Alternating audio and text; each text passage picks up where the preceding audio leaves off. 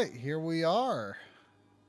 Here we are, running a little bit late again. I was getting an audio buzz from you, but I've fixed it up, I think. Well, let us know if the audio is all good. It's definitely on my part. Okay, well, I moved my mixer, so Yeah. and the wire, so hopefully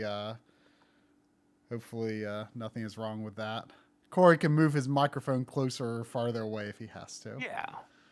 I needed to adjust my camera again, getting way up in there. So I just wanted to say, because I saw Retro Morgan in the chat just before we got going, and I was reminded while I was editing this week that Retro Morgan's Ikigami professional monitor appears in Analog Frontiers Part 3. Oh, that's right. That's right. Like 2 days before it became his Ikigami professional CRT. And I think everyone will see that it was, sitting on a shelf among some very good company before that time. It comes from, one of the most significant houses of video game preservation that exists, really. It'll be interesting to see how people take that. It's gonna be an interesting thing for people to see, I think. Yeah. Oh, we already got a 2 Canadian from the importer. Thank you. Saying thank you. Bloodstained, the gift that keeps on giving. And yeah, I mean I have not really done anything with this game since it came out, and I played through the main game. But I know that they've continued to update it quite a lot. I saw before the stream started, Gaming Blows was kind of poo-pooing it, and I've seen some people kind of like, it was nowhere near as good as Castlevania. I disagree. I think this was a very good, follow-up to Symphony of the Night. I would say at least as good, if not probably better than, I would say, most of the Game Boy Advance and DS Castlevanias. I don't know if that's an unpopular opinion. I bet that is definitely an unpopular opinion, but I don't know. And I have not finished it. And, I actually sat down to start to play it again. Mm-hmm. And man, that Zangetsu fight is tough. It was tough before. Yeah. And I thought that maybe it would have gotten a lot easier since then. But that is definitely not. So you just went to the game cold and were fighting Zangetsu. No. I started over. Oh, you start over. I do remember having some trouble with that. Yeah, and he's pretty tough. It's pretty tough. I leveled up for a while, and then it was just kind of on a whim, and I was like, maybe this is not the right time. So we'll see. I mean, I definitely want to go back to it, and I think that I will. Probably after watching you play this, I'll be more excited to go back to it. Yeah. Well, and this is on the PS5. I wish. Let me go ahead and put it full screen there. I am playing on the PS5. I just installed it and patched it, and I was getting a little scared that I was going to accidentally lose my save because I forgot to download my save from PS Plus, and but luckily it didn't overwrite the PS Plus save. Because when I first got the system, I was going to download all my saves from PS Plus, but it was going to take literally forever. So I didn't. I only downloaded what I needed at the time. I really do wish they would patch this for 4K though, because I know on Xbox One X it's 4K 60. Yeah. I don't know how smooth it is, but it's 1080p on PS4 Pro. I mean, it is, unlike Switch, it is at least 60 frames per second, but maybe that's the one I should play, because I got the Xbox One version on clearance at Target for $8.98. Oh wow! If there was an extra one, I would have taken it. But yeah, I mean, this is that's when I was in Florida. Oh, okay. Yeah, I would have taken another one if they had another, but I loved this game. I really had a great time with it. I mean, I thought it was you know, it kind of has some of the some of the obscure elements that Symphony of the Night has, like you know, you kind of have to do specific things to, you know, get through to the best ending and get to the true second half of the game and stuff like that. Yeah. Well, I'm excited to see what we're in for here, because when this was first revealed, I saw it on Twitter and I thought, like, that's such a good idea. I can't believe they're doing that.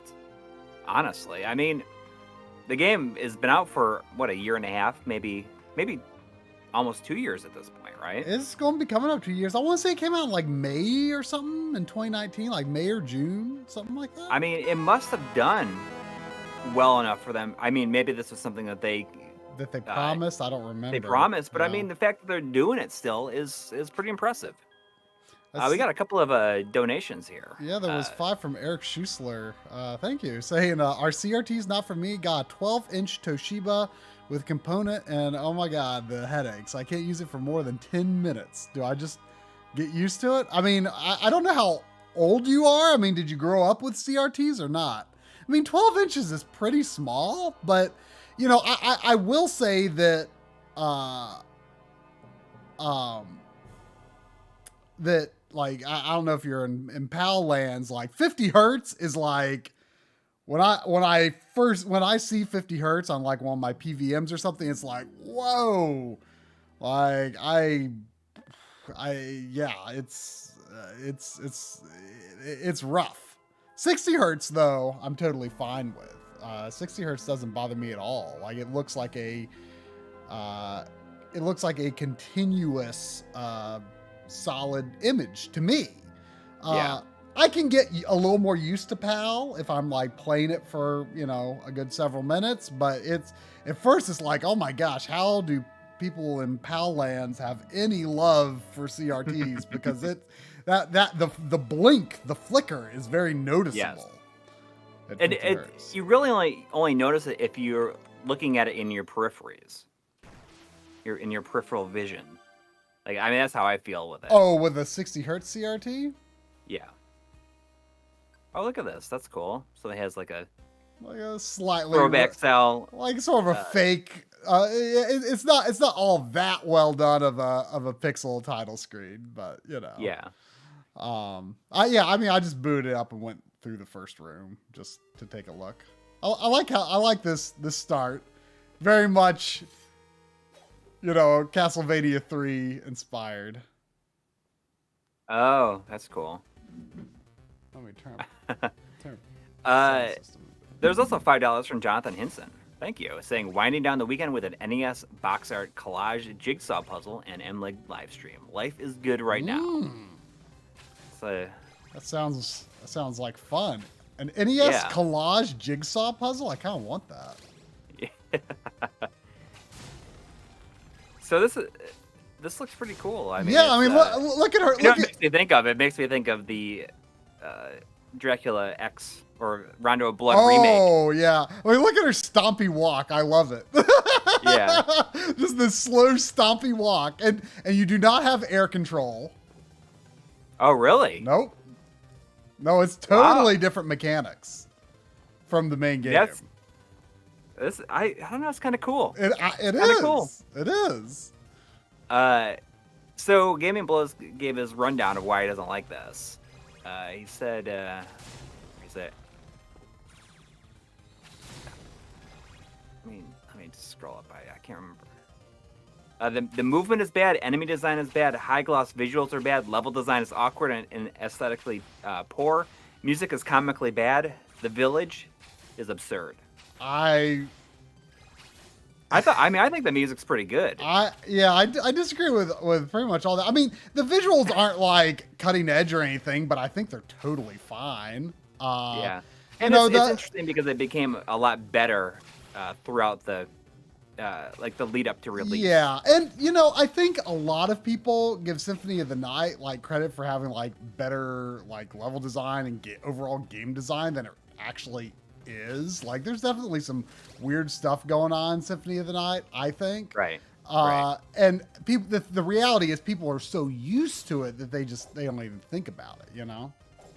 You know, I love that you can use triangle to throw sub weapons, but you can also use up and attack, Oh, which that's is, you know, I don't know what it is. Like by all rights, that should be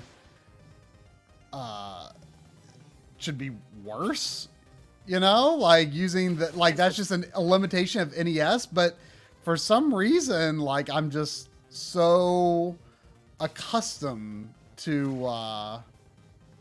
the up and B that like when I it's have muscle memory. when it doesn't give me the option to use it, I'm just like kind of uncomfortable, you know?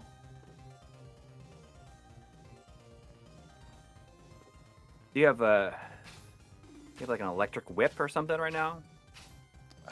It looked like I did for a bit. Was it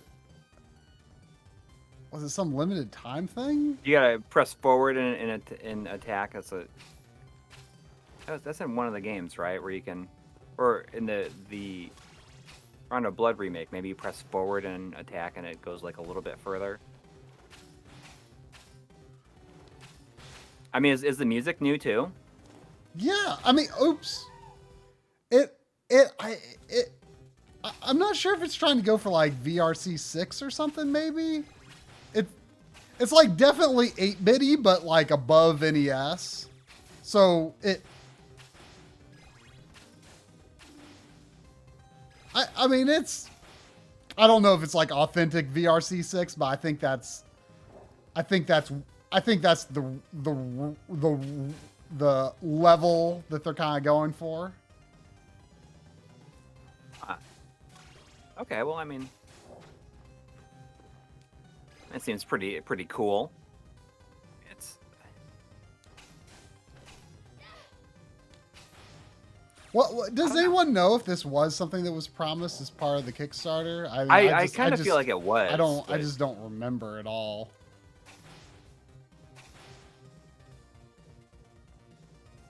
I mean, a lot of people are saying they just don't like the graphics of Bloodstained. I mean, I think it looks fine. I her stomping walk is good, but I think it could have a little bit more of a hunch to it. It needs a little bit more of a hunch. She is like kind of hunching forward, though. I mean, I mean, true. It's not true Belmont, but I mean, I think they have to stay somewhat true to the character. Yeah. I mean, it's interesting because I think that this would be. I wonder how Konami feels about this, or if they even care. Konami doesn't care about anything. Yeah, except for their pocketbook, right? Which I don't understand how not making video games is good for their pocketbook, but you know, I mean, well, I think they're just like conglomerate of some kind at this point. So see, there was the electricity. I'm not sure what's triggering it. I mean, I think that they're probably doing pretty well because I think that having popular,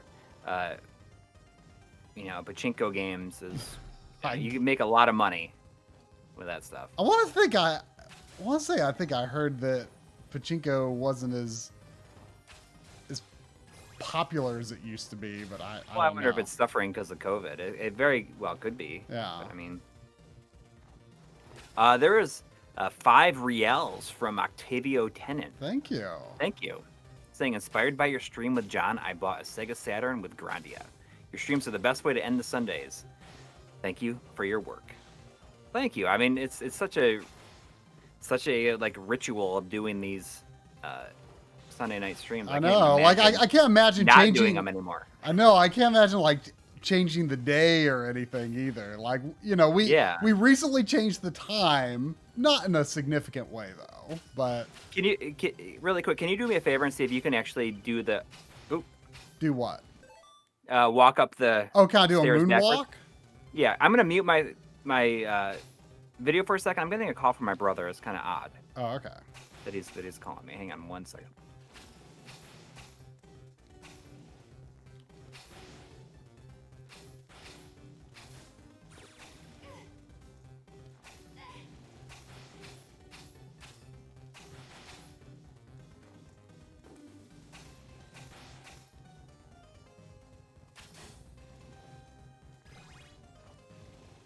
Oops.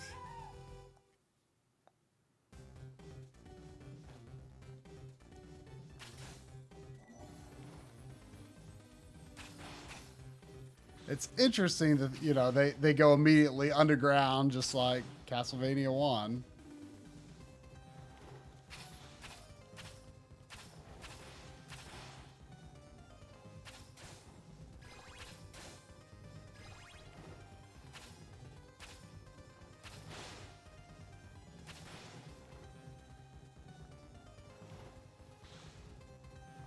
Okay.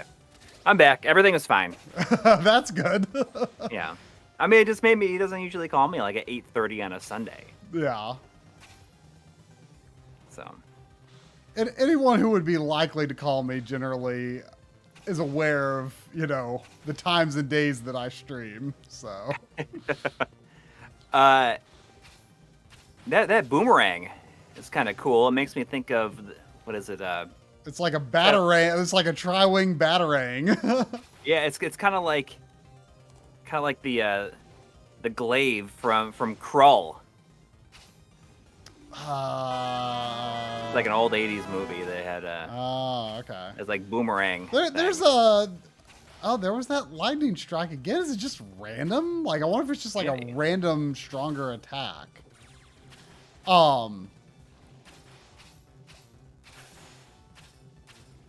There was a $5 donation from Aaron Welsh. Thank you. Yeah. Saying, Coury, when you do want to play Master System games, what do you play on?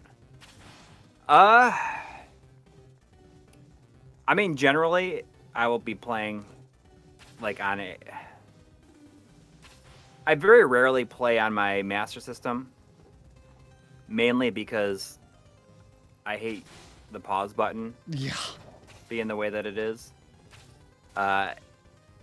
In terms of convenience, like I will probably use like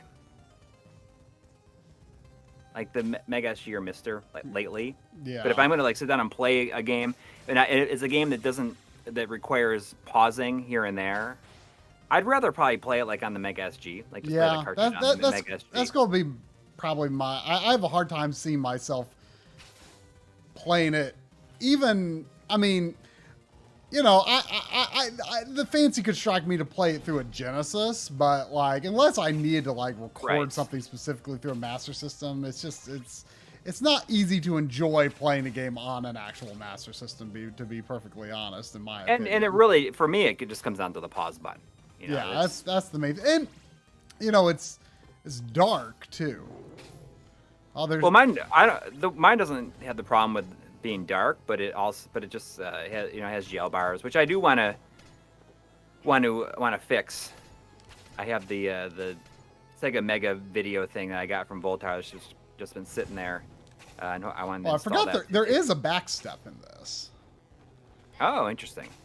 I think what has a backstep? Rondo? I'm not doing too good on this. Doesn't the remake of Rondo has that backflip, right? Well, I think the original does too, but it's a little technical to execute. Oh, can we freeze frame? Yeah. But I just bought a couple of additional soldering tools because I'm gonna get back into it. Oh, okay. I got this. Oh, it's kind of like an arm. We're stomp like walking across the map. Oh, that's pretty cool. Oh, look at this layout here, right? This is you know, it's not exactly Castlevania 1 level 2, but it's clearly inspired. I mean, it seems like they had some fun. Yeah. Making this. The levels can be a little hard to read in places, like especially toward the edge of the screen where it's a little more angled. It's certainly not perfect, but it's fun. Do you think the boss of level 5 is going to be super easy if you have the holy water? Maybe. Stuff I got for soldering, it's nothing really exciting. I got a little fan to suck the smoke away from it, prevent me from breathing it. But I also bought like this. It's like kind of on an arm, but but it's a magnifying glass. It has a light, so I've been having a hard time seeing a lot when soldering like the very small things. So having this magnifying glass will hopefully help me quite a bit. Oh, that's I'm weird. going to. Oh, look at that. Oh, Drum would be so happy about that. I did some sort of something that made a crown come up out of the ground. He is. Oh, did you like? He is unhealthily obsessed with like the little random hidden treasures that pop up like that in Castlevania 1. I every time he plays Castlevania on stream, he's like always going out of his way to get the treasures, and I'm just like, come on, who cares? It's not a magnifying headset, but this is just like a, it's like kind of on an arm, like a microphone arm, but with a magnifying glass, and has a light around it. I think it's going to help a lot. I'm going to be attempting to recap my super graphics. Oh, that sounds ambitious. Whoa! Oh, But it's actually it's not. It's not that many caps. Yes, it's not very many caps. I did order the fake stogie. Do you have? I'll be using it next week. Oh, okay. Oh, are you gonna be playing a game that warrants it next week? Well, maybe. You have an idea? No, not really. Oh, okay. I thought we just. Speaking of I'm gonna use a stogie and dress up as the computer generated guy from the money for the Dire Straits Money for Nothing music video. I have no idea overalls. what you're talking about. Speaking of ideas for future streams, I don't know if anyone even remembered, but I was saying like, oh, I think I'm going to stream Chex Quest next Sunday. And then Coury forgot I said that. I said, oh, you should stream the Bloodstained Classic Mode since that just came out. I was like, well, I was thinking about it. I really do want to play it. And then I was saying like, I'll stream Chex Quest this week, and then I'll do Bloodstained next week. You're like, oh, I was kind of looking forward to seeing Bloodstained, so I said, okay. Yeah, especially since it's fairly new. Yeah, so I said, okay, I'll stream Bloodstained this week, and I'll do. So I do plan to do Chex Quest next week. I don't know how many people actually care, but I know the game has a following.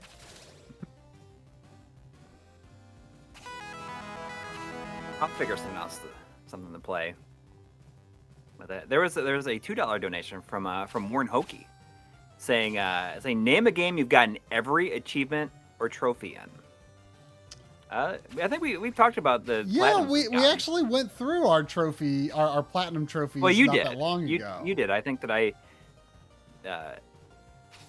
don't know if I went through mine. Yeah. But some of them we did. The most recent for both of us is Astro's Playroom. You did. I finished it, but I didn't get all the trophies for it. Oh, you should do it. I mean, it takes like no time. Yeah. The last one before then was Gravity Rush on Vita. No,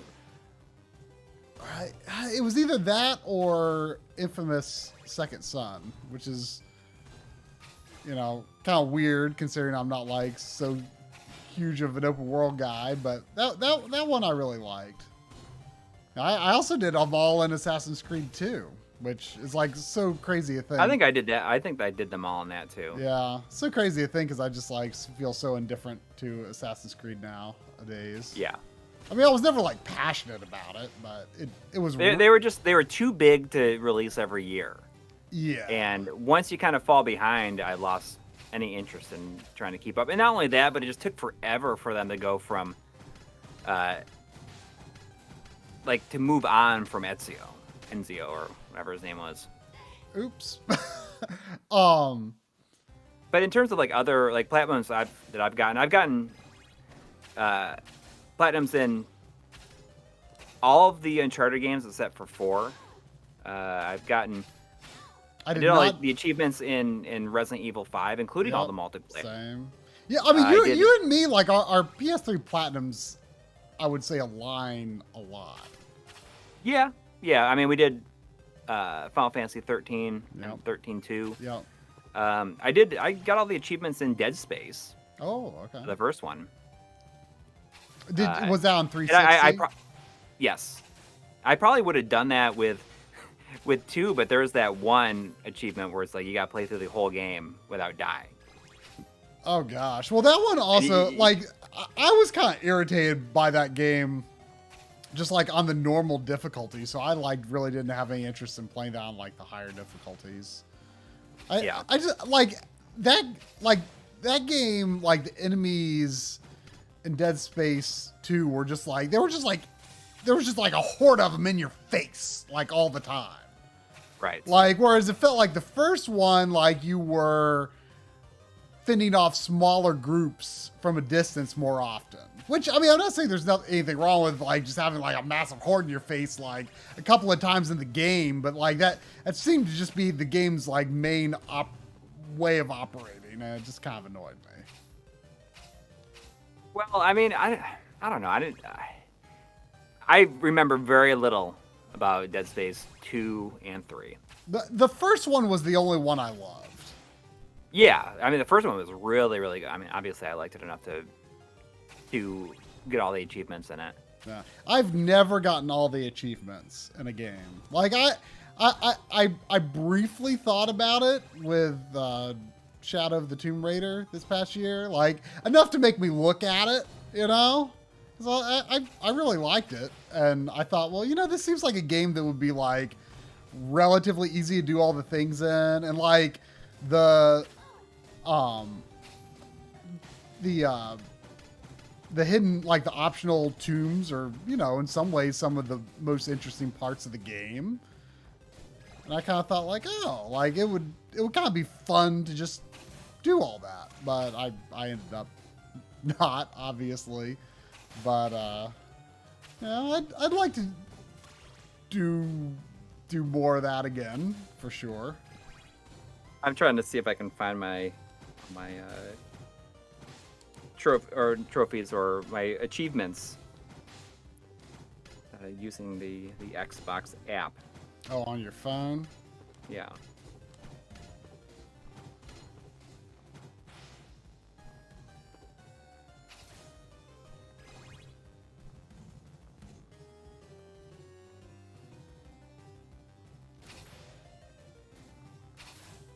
I mean, I got 1,000 in Bayonetta. Oh yeah, that's all right. in Bayonetta. Anyways, there's another $2 from Guilherme Sousa. Thank you. Saying to Riel, saying any chance we get a level editor in a future update for this? That'd be cool, like a Castlevania level maker. Yeah, that would be really cool. I would kind of guess no, but that would be interesting. You know, your movement in a game like this is so restricted. It's hard to imagine people coming up with like quite as much interesting stuff as they do with like Mario Maker. But you know, hey, why not? Castlevania Maker. Castlevania Maker. There you go. There is a spiritual successor to Dead Space in the works. Oh, that's right. But I don't remember what it's called though. I want to say it. Like, I mean, this shouldn't even matter, but this like immediately made me less interested just because it's like, oh, popular multiplayer game. Apparently it takes place in the players, whatever you call it, PUBG universe. Yeah. It's just like, that's so obnoxious to me for no particular reason. Whoa. Oh, I don't even have enough to use items. All right, well that seems relatively easy unless there's a second form. Oh no, I'm going to have to start the level over again. Oh, Mega Man Maker, weren't they? They were planning on that Mega Man universe. Oh yeah, that was weird. There was such a weird period of time before Inafune left Yes. Capcom, I mean, where there was like all of these like amazing, or I don't know if amazing is the word, but ambitious projects that they had planned. yeah. Some strange stuff. Like I never Yeah. thought that looked all that good, but yeah, that was a thing they were playing. By the way, I don't know if I should just go ahead and spoil it now or not, but if I finish this and there's plenty of time left, I was thinking about maybe playing Mighty Number 9. I haven't, I played a few minutes of it. Because that's what everybody wants. Yeah, really. I played a few minutes of it at Game Dave's house. I just thought it'd be a fun game to run on the PS5, you know? But didn't we see a video where someone crashed the game or something, or was that the Xbox version? No, I think it was PS5. Or no, you're right, it was Xbox, but it probably would be the same on this. It's fun. It's so funny. I guess it was some speedrunner. Someone was sharing this clip from a stream that they did, where they had the Xbox Series X set for variable refresh rate mode, and the game with some reproducible effect that like causes the game to just like chug like crazy. It actually stopped rendering new frames for long enough for it to lose sync with the capture device. Which is kind of amazing. Man, what a time that was when they literally had a new Kickstarter every month or something like that. You mean Inafune? Yeah, well, it was not every month, but it was I don't even remember. pretty frequent. I mean, didn't they try attempt like 4 of them or something? I thought it was maybe only 3, including Mighty Number 9. I think they wanted to do like a TV series, and then they wanted to do that like Mega Man Legends style one. Like right. what was it like Red Earth or something? It was like not Red Earth. It was like. I mean that like Red Dust or something. Yeah, it was Red something. I mean that would be like Yu Suzuki. Red Ash. That's that. That would be like Yu Suzuki trying to make a Shenmue spiritual successor instead of Shenmue 3, right? Because it's like no, like okay, like people like playing Mega Man Legends 1 and 2, yes, but the main reason they want a Mega Man Legends 3 is because Mega Man is stuck on the moon and you never got him off. You know?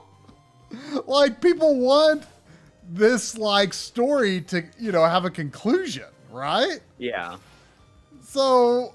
But there is no conclusion. Like, he's just there for it. Yeah. There isn't. old Mega Man Volnut is going to be, like...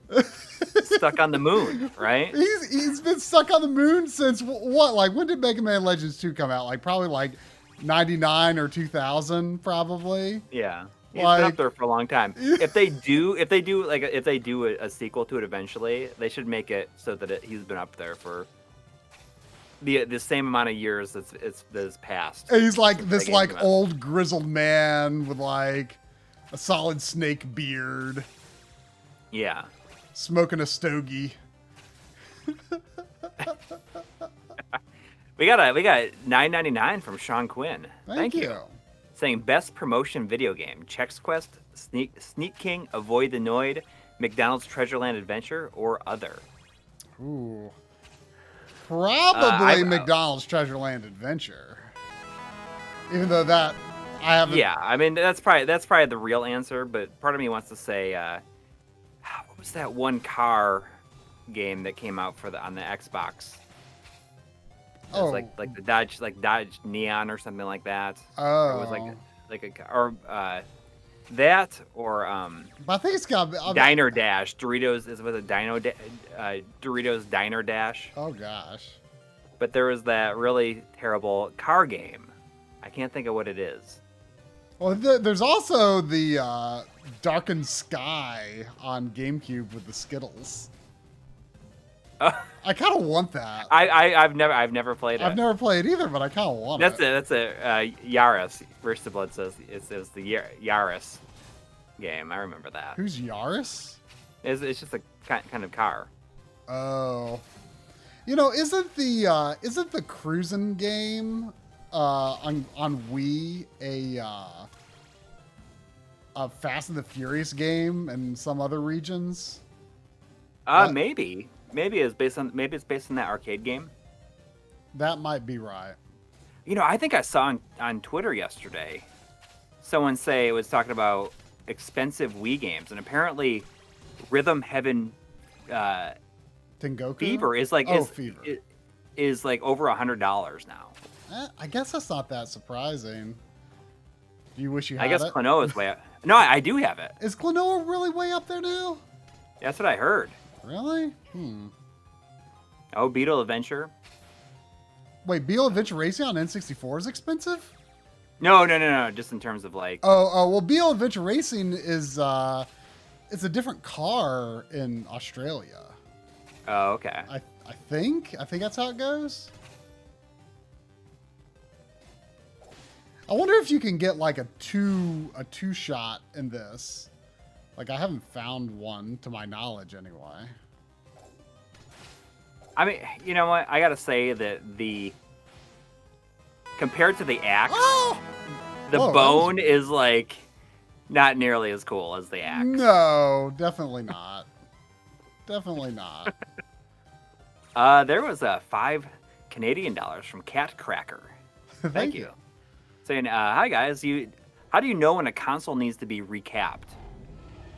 That's not, I mean, we're not the right people really to answer it. No. So I just do it when I have the opportunity. I mean, there are certain ones that are like, if you have this system and it's not been recapped, like it, oh my gosh, I just game over it again. Oh wait, no, I didn't. You shouldn't. There are a few, what am I doing? Now you gamed over, right? Yeah.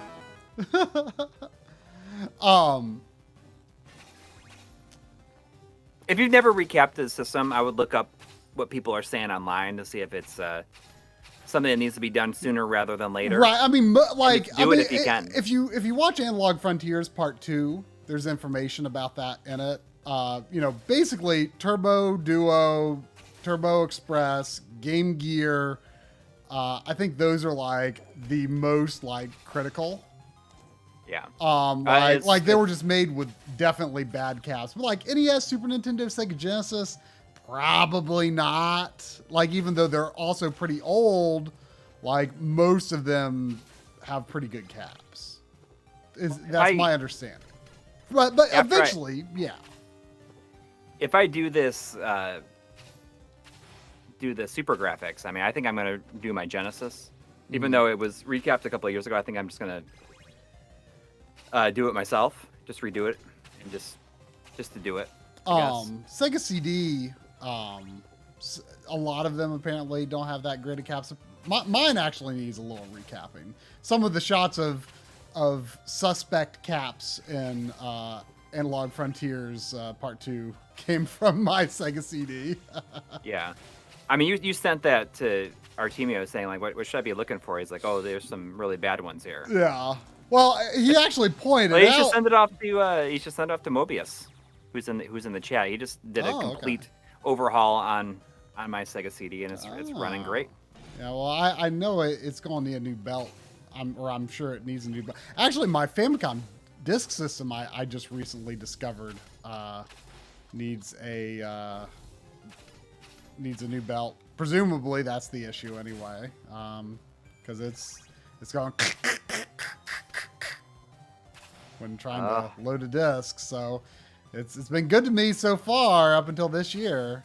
I believe I was told when I bought it that it had a new belt, but like I don't actually know if that's true. Like it ain't got a new belt.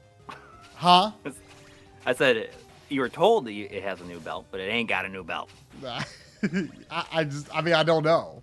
I mean, it's possible that it's suspect, or as you know, as my daughter would say, it's sus. Oh, is that That's what even kids your daughter's age are saying that? it's because of It's because of Among Us, I guess, right? yeah. That's my You understanding. know what's really funny is that she thought that didn't know it was called Among Us, and she would call it Among Us. Among Us? She thought that's what it's called. It's like just called Among Us. Among Us. Almost like humongous. Yeah. Like I feel like depending on how you spell it, like if maybe if you spelled it with like an IS at the end, like AM oh look there's I just found some wall Thanksgiving. It didn't really look like wall meat. It looked like a full Thanksgiving dinner. Taking it to the next level. There was 5 reals from Octavio Tenon. Thank you. Saying, I found a RetroTink 2X Pro and OSSC for the exact same price. Is the OSSC the right choice in this situation? I mean, it depends on whether you need a lot of composite or an S video or not. Yeah, that is exactly the answer. Yes. I mean, the OSSC, you know, assuming your devices are compatible, definitely you can get sharper results. Yeah, but I mean, if you're primarily going to be using component and SCART, you know, you cannot get a RetroTink that has component and SCART in the same device. That's another consideration. You know, you can get a RetroTink SCART, or you can get, you know, the Pro, but you can't get them in the same device. You know. Right, but I mean, I'm curious how much the RetroTink 5X is gonna cost. I keep letting myself get killed by that, you know, not Medusa there. Macro, man. I shouldn't be doing that. I mean, I'm not sure when the RetroTink 5X is gonna be out, but I wonder how much it's gonna run. Yeah, that's I don't know much about it. I mean, Voltar is huge into it. I mean, you know, he's been testing it for a long time, I think. It doesn't have it hasn't officially been announced, but Voltar has been showing it. Like pretty unashamedly. Yeah, on Twitter and stuff. But it does not, like, no specs or anything have been announced, or any like real info. Yeah. Yeah, any info.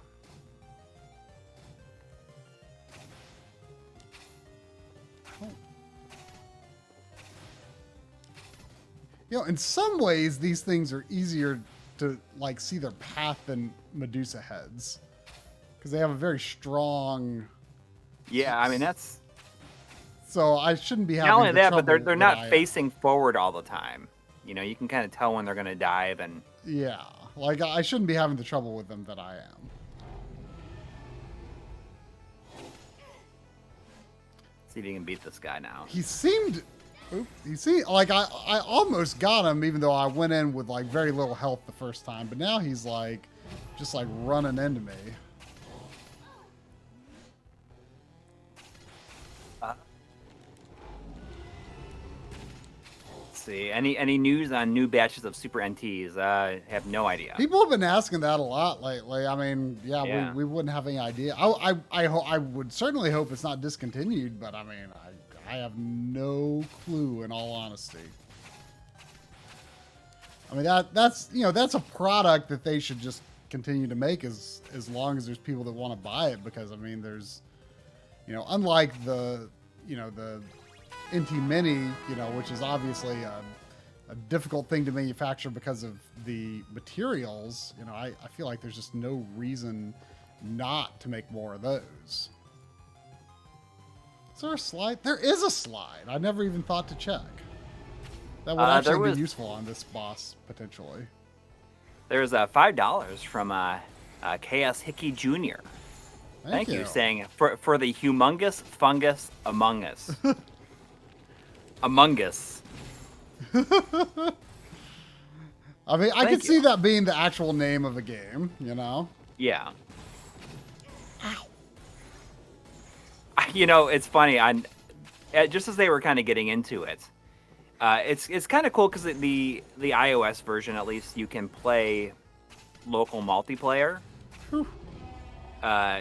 without it's doesn't cost anything, right?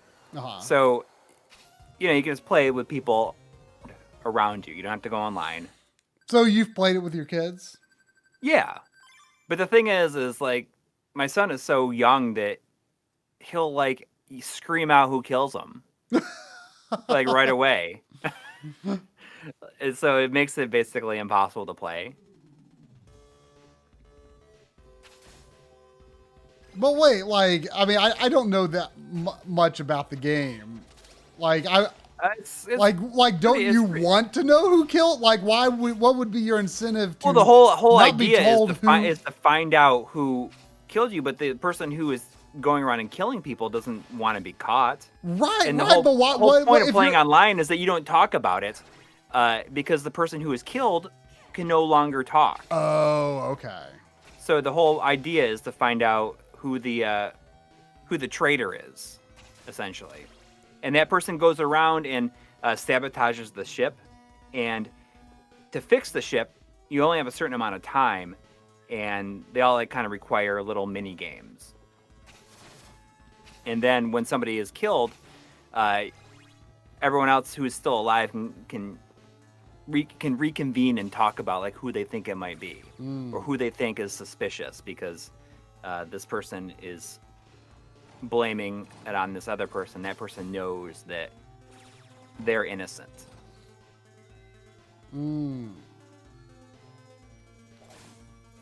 But I mean, it's interesting. It's interesting, and there's not really much to it. But I mean, they seem to like it.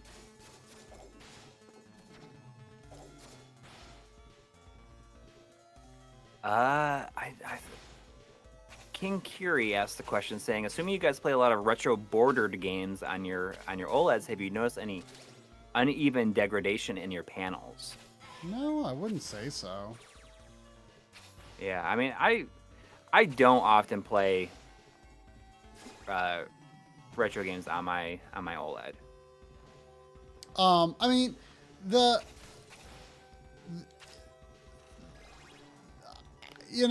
if there is a middle gray screen, you can tell that the screen is not perfectly uniform. It never was.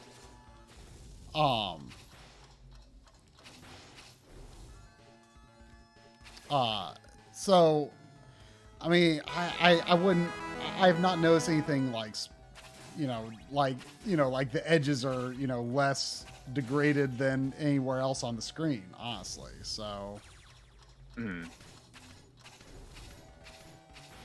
There's $5 from EB Chill 2. Thank you. Thank you. Saying using Marc's Dragon Quest X technique on superhero generations tonight. Got a funny look from the missus. The Dragon Quest X technique. What is my Dragon Quest X technique? Oh, using the cell phone for translation. I guess.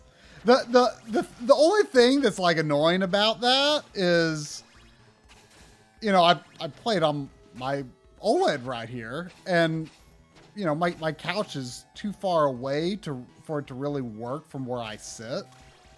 So I have to get right up at the TV. So I only really do it when I really need it.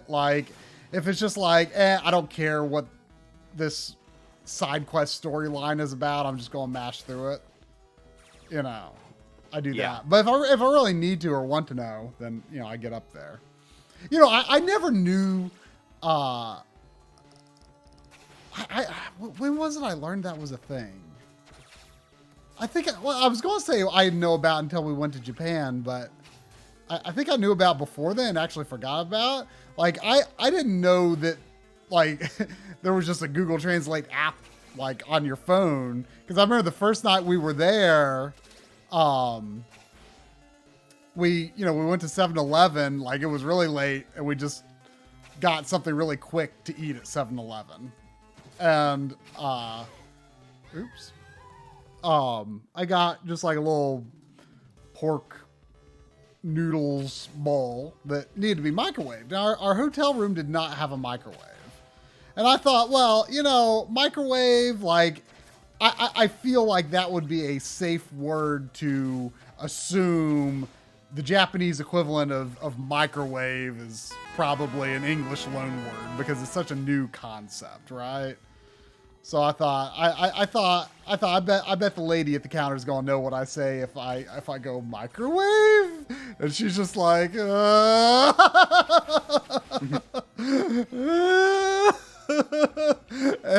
The microwave was right behind her. I was like trying to point to it, and then you like brought up Google Translate on your phone, wrote microwave, and it says dingy ringy. It's something like that, dingy ringy. And she's like, oh.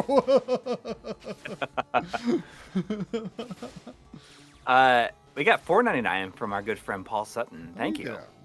Saying, have I missed the Mr. Dodonpachi discussion? Donpach. That's what I was playing it on the Mister a few days ago, and it is indeed awesome. I keep getting that confused with that.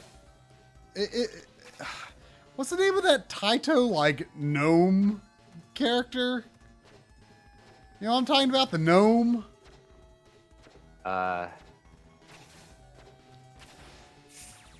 Isn't that like Don Pachi or something? Don something? Someone in the chat's gotta know what I'm talking about. Audie's a big fan. There's like I don't know. It's on Famicom. Don Dodo Don. Yeah. That there's like an arcade game and any Famicom and PC Engine versions. This is just a really good shooter. It's funny because I've never really played this one very much. I played the first one a bunch, but not this one. So I was pretty excited, and it's great. I mean, I have a monitor set up over here that is rotated. Whoa! I just did a Richter on accident. It was very. Oh. I was being kind of squirrely there, so it worked in my favor, but. But now you can do it, right? Do you hit jump at the top of your jump? Well, hang on. Let me get. This isn't really a safe place to do it because all these Medusa heads. Oh. Does this game just have like Medusa heads on every screen after like midway through level 2? Probably. I mean, it's going a little overboard. But I don't know. It's really cool to have this game on the Mister, and hopefully there's a lot more coming. I mean, I wonder if there's any limit to the cave shooters that they'll run into. I would love to have the first Mushihime-sama. I love the soundtrack in that game. It basically just seems if you just double tap X as quickly as you can, you'll do it. But if you can also wait. But if she's past the peak of her jump, she won't do it. That's cool. People are talking. I think I might buy or build another Mister, like a second one, and get one of the digital I/O boards. What would you do with your old one? I keep it hooked up, but I would like to have another one that's more portable and I can move about more easily.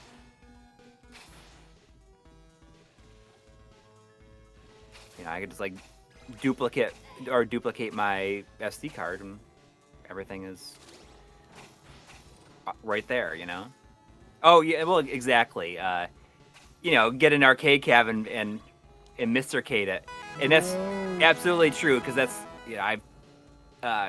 Chris from Classic Gaming Quarterly has a Astro City, and he got a Mr.cade, which is like a Mister, and you attach it to like a JAMA board, and you can play it in your arcade cabinet. Oh, that's awesome. And it's really, really cool. And seeing his stuff on Twitter about it really makes me want to get an Astro City like sooner rather than later. So I've been who is it? Mr. Addons pointed me towards a Facebook group called like Ground Zero or something like that, where every quarter they order like a big shipping container full of Astro Cities. Oh my gosh! And that's where you can buy them. So I'm looking, and like the kind I want to get is it's like $1,200, and it's $1,200 plus $300 shipping. And I'm like, yes, considering everything, like that's not that bad. I mean, it's a lot, but it is. But I mean, it's like buying a TV, like buying a nice TV. Exactly. And you are buying a nice TV with it, presumably, essentially. Yeah, well, right. So, I mean, I'm thinking about it, especially after seeing his Mr. Cade stuff. It seems like especially cool because he has some great ideas, like what he was doing with it, where he put like NHL 94 on it. Like, so like even like playing like 2-player Genesis games would be awesome in an arcade cabinet. Like NHL 94, I feel like that's like a really cool idea for it. This looks like. And I think that something like that would have been popular in the arcade. The music on this level seems like it's pretty cool. We had $5 from Neon Rush, saying found a like new boxed PVM 14M4U in a scrap yard. Oh my gosh! Love the sharp image. Only issue is the humming sound annoys my tinnitus. Is it tinnitus? Is it tinnitus or tinnitus? I don't know what it is. I think it's tinnitus. Anyway, to lessen the whine. I mean, like recapping generally can help with that, but that's just like a part of it. Yeah, I mean, you're never going to totally eliminate it. Yeah, the other way around it is just to. I mean, you could try going back to it when you're 40. You probably won't hear it. I mean, you can still hear it some. You have a hard time hearing it on recordings though. Like they're early on in the. Whoa! Look at her go. Oh, is it like drop? Oh, what's the deal with that? I think that was a glitch, or is that on purpose, or it's just like funny? I think they're just being funny, but I mean, they're very much following the Castlevania. I thought when you said look at her go, she's gonna drop down the. Well, yeah, like Castlevania 1, but no, I mean, but obviously the levels are definitely following Castlevania 1's themes. Yeah. And the bosses are very similar too.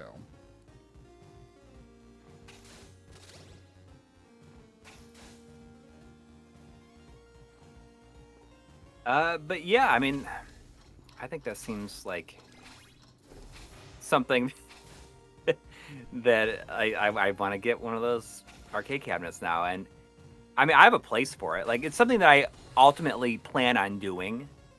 Mm-hmm. But seeing the Mr. Cade in action makes me want to do it sooner rather than later. I mean, when you think about it, it's not like GTX 3080s are like $1,000 right now.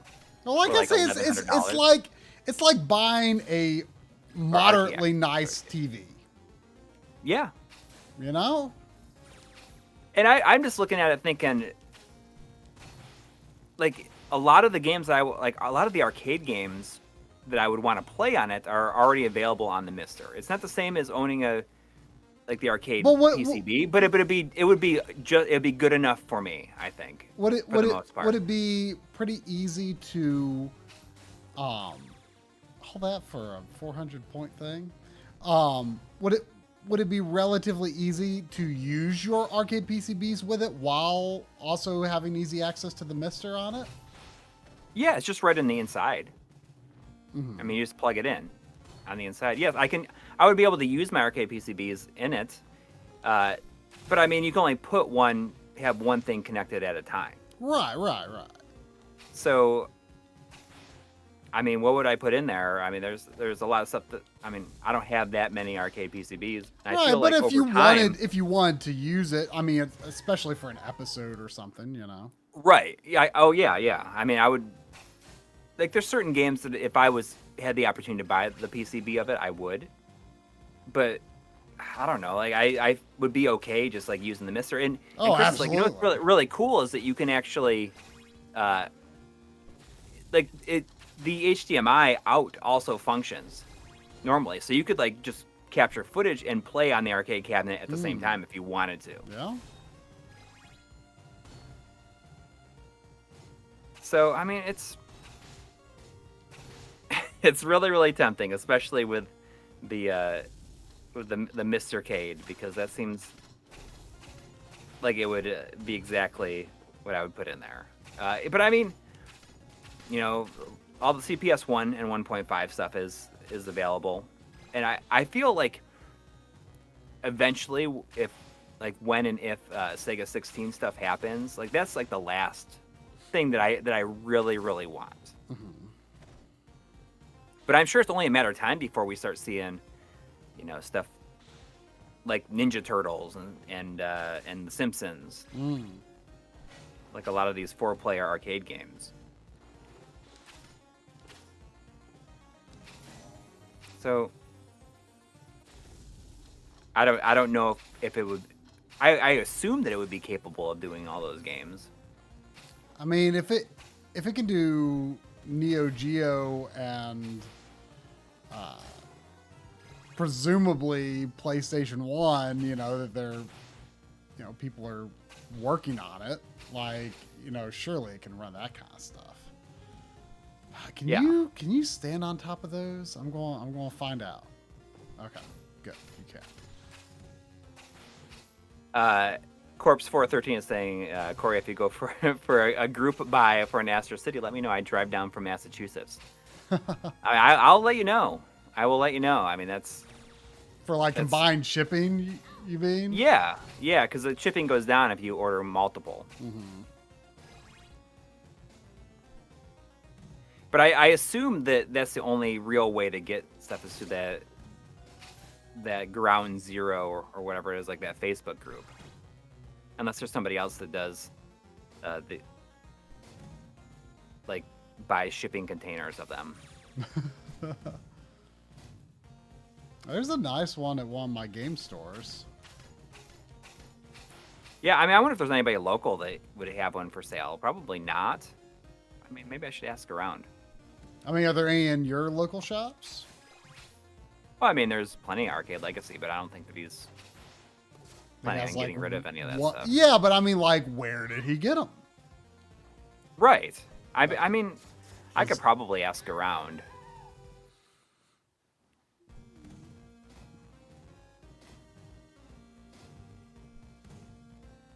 This game is whipping your butt. It's tough. Say. I wonder how many levels. Do you know how many levels? Oh, I'm sure it's exactly the same as Castlevania 1. Because everything is following the theming of Castlevania 1 levels so far. And the bosses are, you know, basically inspired. Something that's interesting, your whip hitbox works above where you're crouched. Like, so I could duck under where that stone tower or bone tower, as it would traditionally be. I can duck under where it would be, but and not get hit, but I can hit it.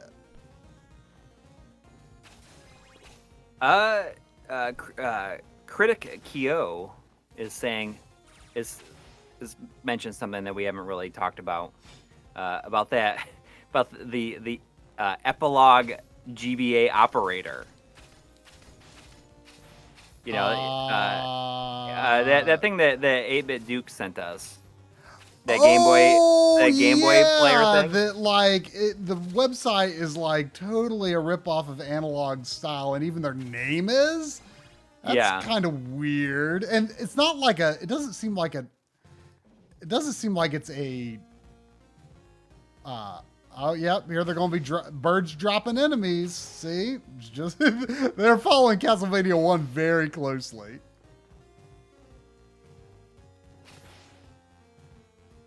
That seems really weird. I mean, it's a dumper, not a. Yeah, it is. Yeah, I mean that's the thing is it took me a little while to really find the information about it. Like I think people look at it and they think, oh, this plays Game Boy Advance games, but no, all it does is dump the games over USB.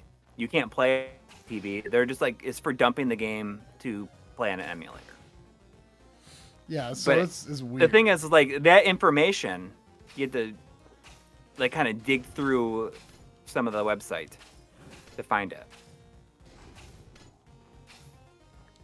So it can move saves to and from, and like that's fine, but that kind of stuff it exists unless they're planning to release it for a lot cheaper. Then I mean, there's really nothing too notable or like exciting about it. Mm-hmm. But in some ways, the way that the website looks and everything is shown off in there and defined what it actually does, it doesn't feel very genuine to me. No, like they're trying to actively deceive people or just make it so that they don't quite know exactly what they're getting. I mean, there's a point where flattery is the best form of imitation is the best form of flattery, and then there's that, which just feels weird. Yeah. I mean, if it played GBA games and like that would be a lot cooler because I like the form factor of it. It's just really small and would look really cool as a miniaturized console. But I don't know. It doesn't seem like something I'm very interested in, especially for what it does. I sure wish there was some health. And here's your Igor in the creature. Igor. Someone was saying that Mr. X is about to get back. Was going to get to working on Sega 16 Mr. stuff.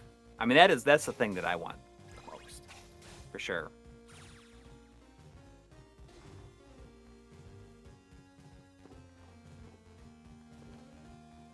Does Mr. work with USB storage? It does.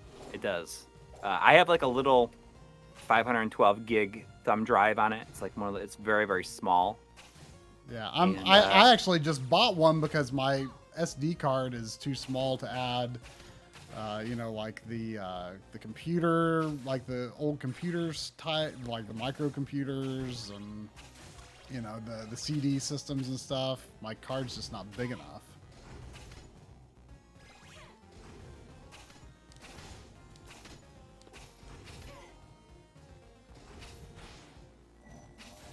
Yeah, but I mean, the way I have, since I compress most of my CD games to that new file format, like what is it, like CHD or something like, or something like it was like CHD.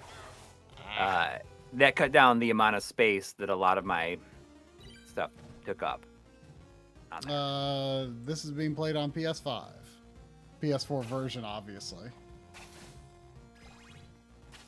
So, any interest in the Polymega once it comes out?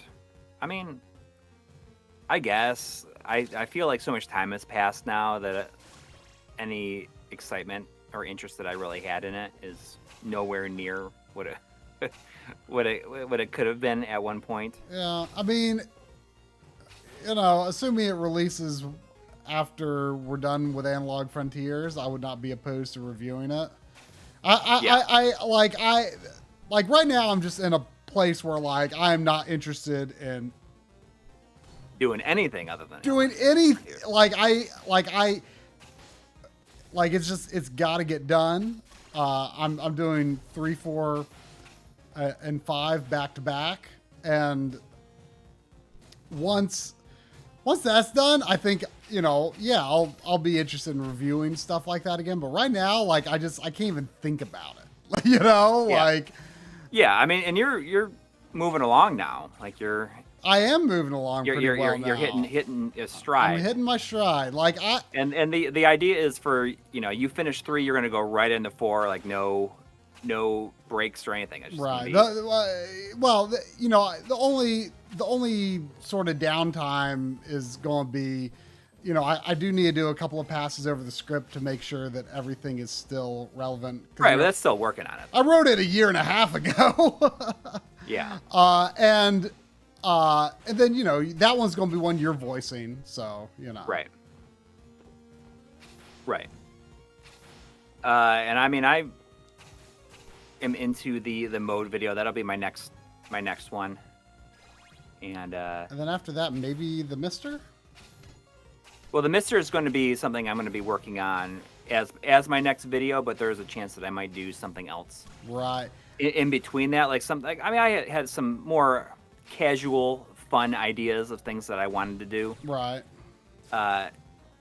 It's funny because we've been talking a lot recently about how our end of the year video, like it's done better than the NT Mini Noir video, like by a good margin at this point. Like that's unusual. And seeing stuff like that makes me feel like, oh, it's clear that people are like okay with just listening to us talk about games. Yeah, just like us doing more casual things like that, like more often. Right. So not to say we don't want to do the hardware stuff, but yeah. Yeah, like I'm relatively interested in the Polymega. Like I would, I would definitely, take a review sample of one.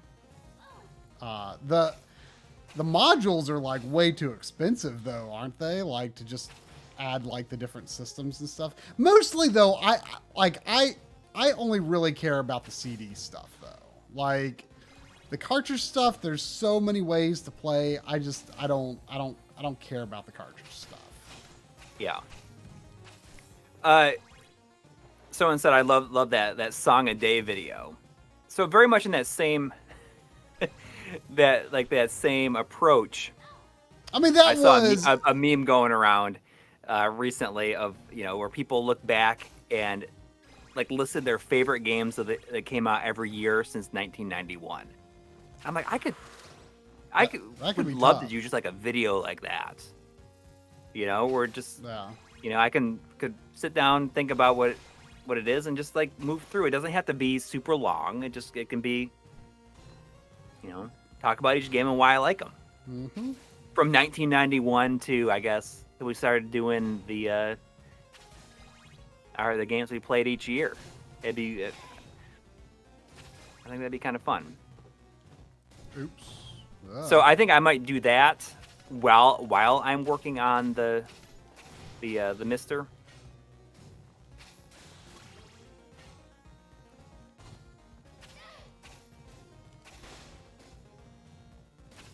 So there was a comment a week or something ago on the games we played in 2020 video. I just thought it was funny. It was he was like, I watch this channel sometimes, when I've watched like all my other, everything else I watch. And he said, the videos are always, well made, but like I disagree with their opinions more than anything else. I thought it was so funny because like the thing that triggered it was that I said that I like the Streets of Rage 1 music more than Streets of Rage 2. Which you admitted is an unusual opinion. Yeah. Like you weren't like saying this like it was a normal accepted fact or anything. He's like that just physically made me hurt. I mean, I disagree with that statement that you made. Streets of Rage 2's music is better than 1's, I think. But your opinion on it does not physically hurt me. I'm just kind of like, oh, okay, whatever. Yeah. Like, I just think it's so funny that this person like singles out like us is like having the opinions that he disagrees with the most strongly because like our channel isn't even about like strongly held. Like I feel like we are not very opinionated people. Yeah. And I think you are more than me. I mean, but even when we're doing the games we played type videos, I'm usually just like, oh yeah, I like this game. Oh yeah, I didn't like this one as much as I thought. Here's the things I think about. I mean, like, there's probably a lot of people out there would be like, these guys like everything. But then there's also some people that like Try never likes anything. I don't think that's true at all. I am like so open to all kinds of games, Yeah. Like I don't. Oops. What's the DreamCon? Oh, is that the wireless adapter? For the Dreamcast? I thought about doing something like that. That's another like kind of easier video that I thought would be fun to do. That's just like a wireless controllers for your retro system like a compilation episode of just like a bunch of stuff like that. Because I'm hope with the analog duo that we're gonna see a like a wireless like an actual duo wireless controller that works on original hardware too. Didn't they show one already? I don't think they said that, but I think that. Oh, because that one only is USB that they have out right now. Right, but I'm hoping that they're gonna come out with a version that can plug into original hardware. Does the analog duo use USB or original ports? I assume original ports. Well, no, it has original ports on it, but it also has wireless built in, so that you don't need to have. Oh, you don't even need the adapter. Okay. It's just built into it, yeah. So, I mean, I was thinking about how many systems I would need a wireless controller. Granted, if the Retro Fighters N64 controller that's coming out that's wireless, the version like whatever it's called, the Brawler. Like if the wireless version of that is pretty good, then I really only need wireless controllers for Dreamcast and PlayStation 1 and 2. And TurboGrafx. Hopefully that'll happen. And it got me thinking, I wonder if anybody's made any kind of dongle for the PS2, like a Bluetooth dongle that you can use like DualShock 3s with. I wonder if something like that exists. Probably not. But I wonder if maybe someone would make something like that, especially if you could use DualShock 3s. Then you're like gonna use like. I don't know. I mean, DualShock 3 is probably the weakest PlayStation controller, though. But it's still like, I mean, I would take that over a lot of like a lot of really crappy third-party stuff, probably. I mean, the Logitech for PS2 is good. It's pretty good. Yeah. I've been meaning to spend some more time with the Xbox version of that. I bet I would like it a lot more than the actual S controller. Oh yeah, the Xbox controller is another one. I guess I would need a wireless for. I forgot about that. We had a $5 Canadian from Aaron Cincinnatus. Thank you. Saying my Retrode arrived earlier today, and I just finished ripping my SNES collection. Oh, Thanks for the recommendation. Weren't they unavailable for a while? Because people kept responding to that video. Did you buy it saying from Stone you Age can't buy or one. from forgot what the like the Dragon Shop or whatever. That's whatever place I bought it from. Oh, is that the place that's in like Europe somewhere? Yes. Like Poland or something? Oops. That was a bad time to use the clock. We also got $5 from the Rooster 5150. Thank you. Saying, my wife and I love your content. She wants to know, what is your favorite Saturn game and why? Ooh. Ooh. Well, for me, I do not have as much experience with Saturn, and I have a pretty small collection, so I would say Panzer Dragoon 1 for me. I know 2 is the more popular pick, but I like sort of the more arcadey nature of 1 compared to 2. I think. Mm-hmm. You know, and I played Grandia on PS1, but obviously we did a little PS1 versus Saturn Grandia stream with John Linneman the other week, and that is a Saturn game first and foremost. So I really like that. But in terms of the games that I have, I guess I would say Panzer Dragoon.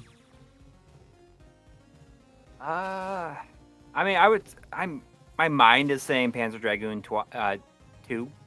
Let me take another look though. Chickened out on saying Zwei. Zwei. I was going to.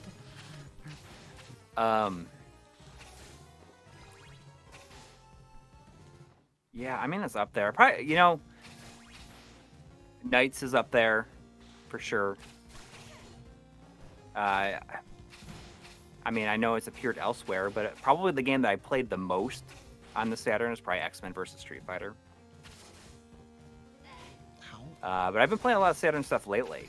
I've been playing a lot of Saturn stuff with the GBSC AIO, because that just makes recording with it so much easier. Yeah, that's right. But I do want to mention that if ever anybody remembers, I'm going to check out that Brook adapter right now. I'll come back to this. When I was having like the color issues, like during our stream with it, I think it just had to do with the RGB to component converter that I was using for a lot of my systems, like the RGB to comp transcoder. Not that I think there's anything wrong with that, because No, just like it was just causing some weirdness, I think. Because I love using that on my Toshiba CRT. Like, totally. Oh yeah. I mean, it might not be, I would be reluctant to record anything with it, like if you're trying to represent the picture quality of something. But I love, for using on a CRT, I think that thing is great.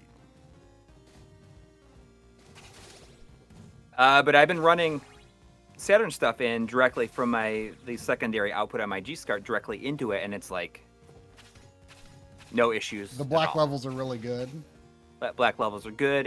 That was the main thing, was the black levels were kind of reddish or greenish or something. I forget. Okay, so this Brook super converter, the Brook PS2, PS4 to PS3/PS4 to PS2 game controller, super converter, is that it's awesome. Can you also use it on PS1? Does it work on PS1? I'm not sure if anybody in chat can answer that. I would assume that it does. For the longest time, I thought that DualShock 2s didn't, like, this is only in the past couple of years. For some reason, I had believed that you could not use DualShock 2s. I knew you could use DualShock 1 on DualShock 1 on PS2 as long as the game didn't need any analog buttons. But for the longest, like, up until maybe, I don't know, 2-3 years ago, like, I thought you could not use a DualShock 2 on a PS1. And I had a memory of trying it and it didn't work, and I never tried it again. And I must have been wrong, because it sure seems to work.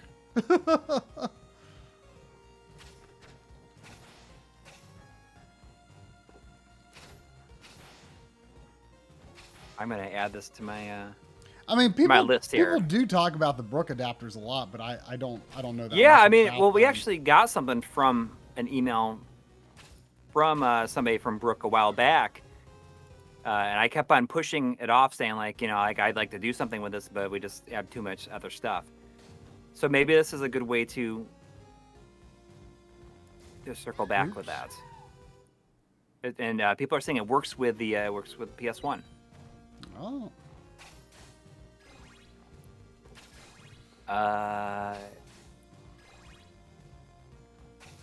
I mean, you know, Is there any kind of like noticeable lag or anything like that? I mean, you know, I don't want to overuse any DualShock 3s I have because I've only got like one or two good ones at this point. Mm-hmm. You know, I mean, even with DualShock 4s, like, you know, like I've been thinking a lot more recently, like, you know, I should, like, if they go on sale again. Well, like, it's really tough to find real ones now. DualShock 4 though, I'm talking about as well. Yeah. Like I'd like to get before that happens with DualShock 4 as well, you know. Mm-hmm. I would like to get some extras. Well, I added that to my cart. I will likely buy that. Let's see here. There was $5 from Ribo 1138. Thank you. Thank you. Is that the THX 1138? George Lucas movie?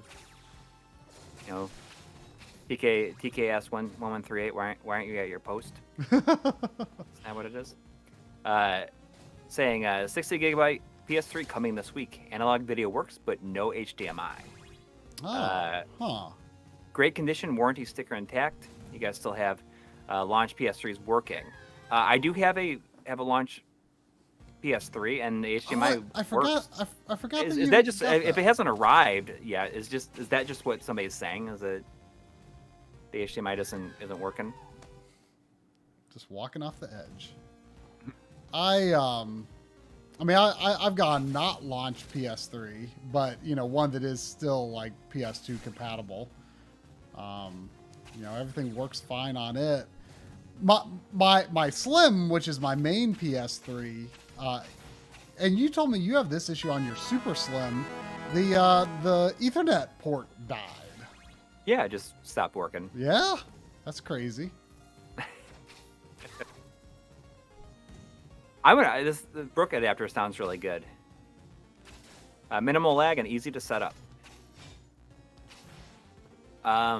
There's also $9.99 from old Scott Davis. Oh, you know, Scott Davis. Speaking of fat launch PS3s, you know, he's the one that let us borrow his launch fat PS3 for the PS2 RGB 200 episode.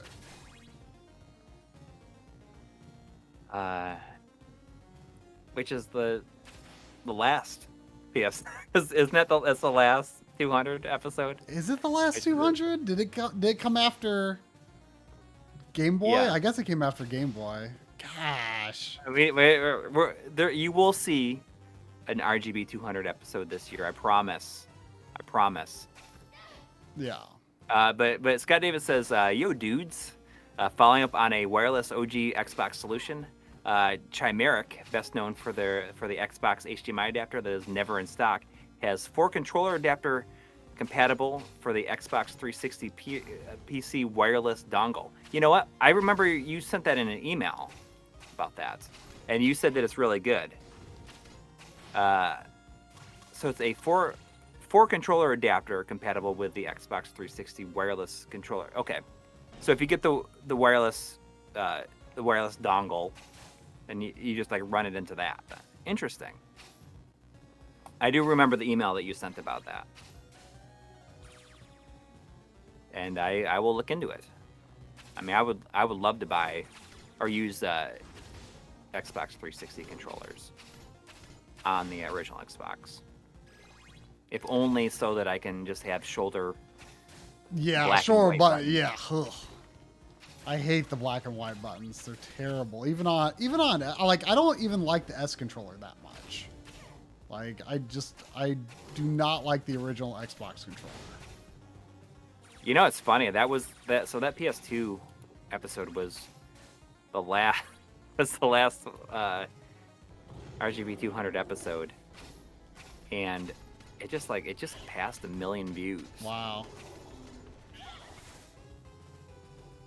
See, it's only the second video of ours that's passed 1 million views. The first was Game Boy, right? Yeah. and the closest thing even to that, is like 400,000 views behind that, and that's, believe it or not, is gaming on CRT televisions. Oh. You know, that video keeps getting comments that think we mistakenly believe that Mexico is part of South America, which was... If I could go back, I mean, I would love to go back and change that. The reason we just did that. Oh, you go ahead. Well, I mean, that and promising the geometry episode are like two of the biggest regrets. Like that, like, no, we do not think that Mexico is part of South America. Like, a lot of people thought that we were implying that by showing a Mexican flag when you were showing examples of countries that have... It was just not the best visual to go along with what you were saying, you know? Right. Exactly. I understand why people think that it looks like that's what you're saying, but that's not what you're saying. Right. Oh, I think I'm going to do it. I think I'm going to do it. I did it.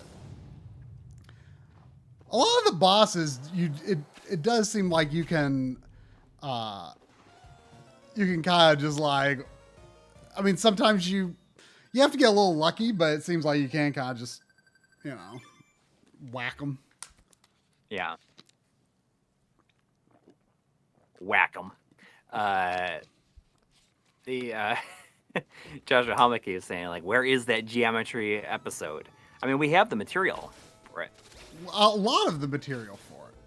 You know, it was shot, you know, like just before. I'm gonna run to the bathroom while you talk about this. I'll be right back. It was shot like pretty much the weekend when people started being concerned as to whether like 2020 might be a weird year. Because I remember we were supposed to go to a convention in Los Angeles. And I was at Matt Lisi's house where Steve from Retrotech was working on one of his PVMs and doing some geometry adjustments on his equipment. And, you know, he invited me over there so I could shoot material of Steve doing that. And, you know, that was going to become a significant chunk of the geometry episode. And I remember, like, we were talking, you know, because Matt's a doctor, you know, so he kind of had a, you know, a little insight on, you know, like, people were just around that weekend starting to become concerned about this, you know, becoming a thing in the U.S. And, you know, I remember, like, we were just talking, like, ooh, we should probably not buy the tickets, the plane tickets to go to this convention in California, because what if we can't get reimbursed for it? And what if it's canceled and we can't get reimbursed? So yeah, it was. But anyway, yeah. So we shot that, or I shot that stuff. Coury couldn't come, but I shot that stuff, you know, in February last year, and a significant portion of that is going to become the geometry episode. So really, it should not be that hard of an episode to do. The scripting might be the most challenging part of it. Look at that, it's a 1-up. Which I immediately died after getting. I've never seen a 1-up before. I wonder if that 1-up is always there. That's one of my favorite things to discover in a classic game, classic style game, is that a 1-up respawns without, you know, I mean, usually a 1-up is going to respawn after a game over, but even if you don't get a game over, you just died, the 1-up comes back. I would say more often than not, they don't come back, but it's always a pleasant surprise when they do.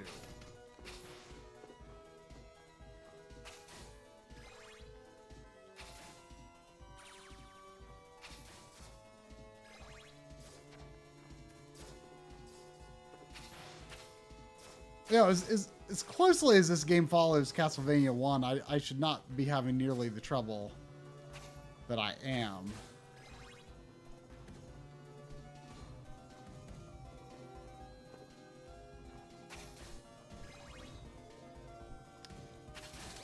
But, you know, it's like Castlevania 1, but just different enough. Throw you off.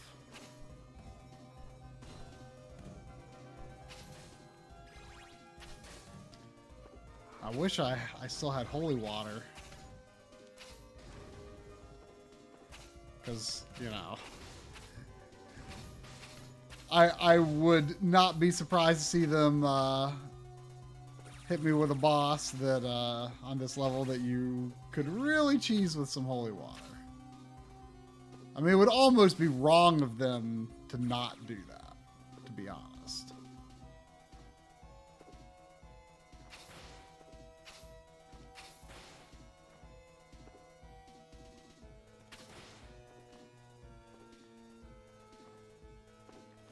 Oh, it does come back. I like seeing that. Although, you know, again, like in Castlevania 1, if you don't have the holy water when you get to death, well, then you kind of want the next game over to come quickly. You don't want a lot of lives. I mean, I have beaten death without the holy water. But, like, once is enough, you know?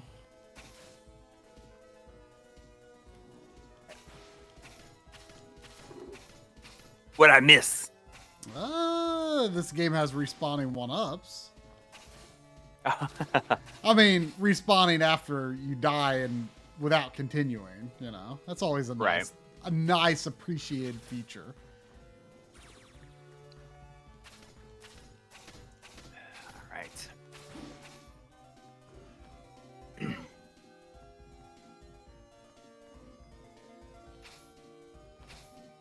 You know, the equivalent wall that I'm at in Castlevania level 5, you don't want to fling your whip this way when you're on this side because there's something that will come out and you won't be able to get to it before it fades away.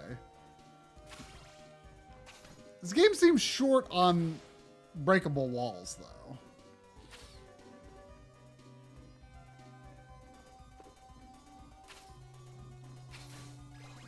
You know, totally unrelated. I kind of had this weird situation a few days ago. Actually, myself and several other people had this situation, and I didn't even know this was going to be an issue.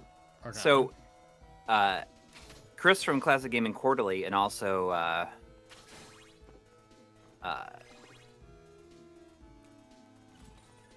Ed from Studio Mudprints. We all use the PEX HD cap device. Oh, right. The capture, like, you know, like it's a really good capture card. I've used it for a long time. We both used a version of it for the early on in the channel. You know, for a lot. The How to Beat stuff that just released, like that was what it was captured with, but of course it doesn't look that bad. Like, it was so funny. One of the first comments on that video compilation was like, "Oh, it's so jarring to see such bad video quality." It's like, well, that's the joke. Yeah. It was recorded with that and then VHS. But yes, anyway, that's beside the point. Point is, you know, still useful devices to this day. Oh yeah, I mean, I use it for like almost everything. Just because it works perfectly with the OSSC, it supports a billion different. To be clear, you're using an updated version of the card, the 60. Yeah, right. It has 1080p 60, but the version we have you can still do 960p. Well, I think mine's broken. That's right. I remember you mentioning something about it. Yeah, I couldn't get it to work the last time I tried to use it. Anyways, it uses this program to capture called Streamcatcher, and randomly one day, Streamcatcher just like didn't open. I didn't think I had a problem, but Chris messaged me and says, you know, have you tried Streamcatcher lately? Like randomly, it's just like it's not working. And it turns out that it's it's Flash based. So everything that happened with Flash no longer being supported, I had no idea that it was like to the extent Like it's that being it is. like you can't even use it in Windows. Period. I guess. Yeah, and it just like happened. Like I don't even think there was an update to like make it not work. Well, It was like it's crazy because I would assume that that it would when I heard that it was like no longer being supported. I just assumed that it was that it would work. It's just like the new versions, nothing else would come out that used it. well, you know what's funny is like I never even went to play it. I assume this is using Flash. After like something like 15 years, the Homestar Runner guys finally released a final level for their Stinko Man game, which is like a Mega Man inspired game. And like I watched, I didn't play it, but I saw a trailer for it, and it's like it says something like "dust off your uncle's Flash player." So like I assume it actually does use Flash. So like, what about that? Like, even though that just came out, like, can you even play that now? Like, isn't there like some project going on to like preserve Flash games or something?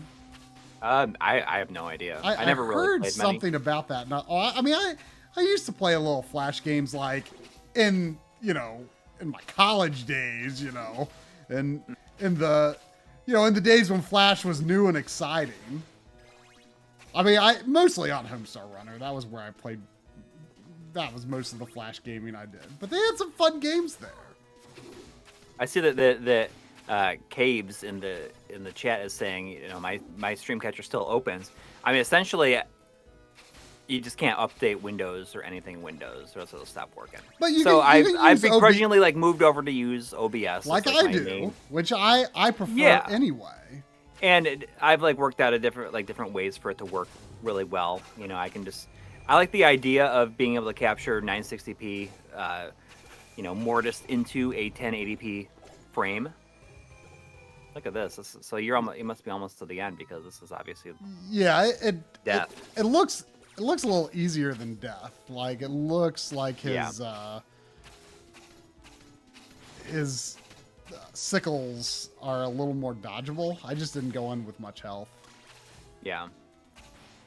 They do give you a holy water just before entering, like or at the beginning of this segment. So if it does, I really want to see if it works, because I bet it does. If that can stun lock them, that would be just, that would be just so cool.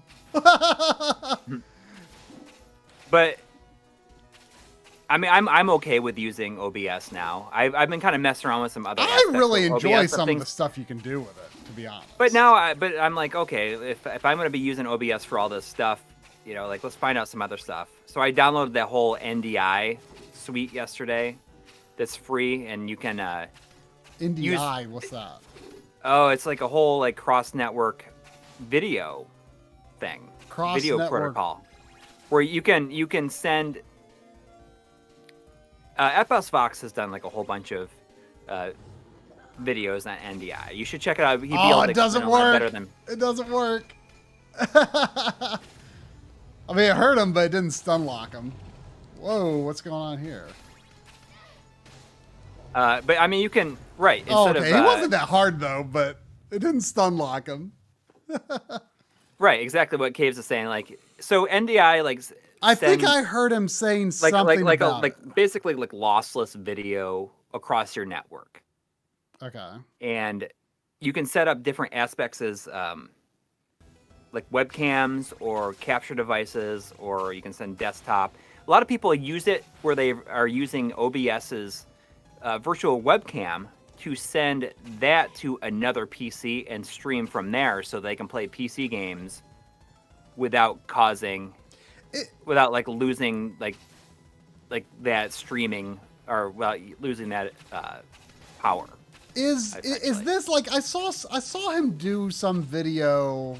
I saw FSVox do some video on uh, he said something about some protocol that like eventually is going to replace H.264 as like the most like efficient compression or something.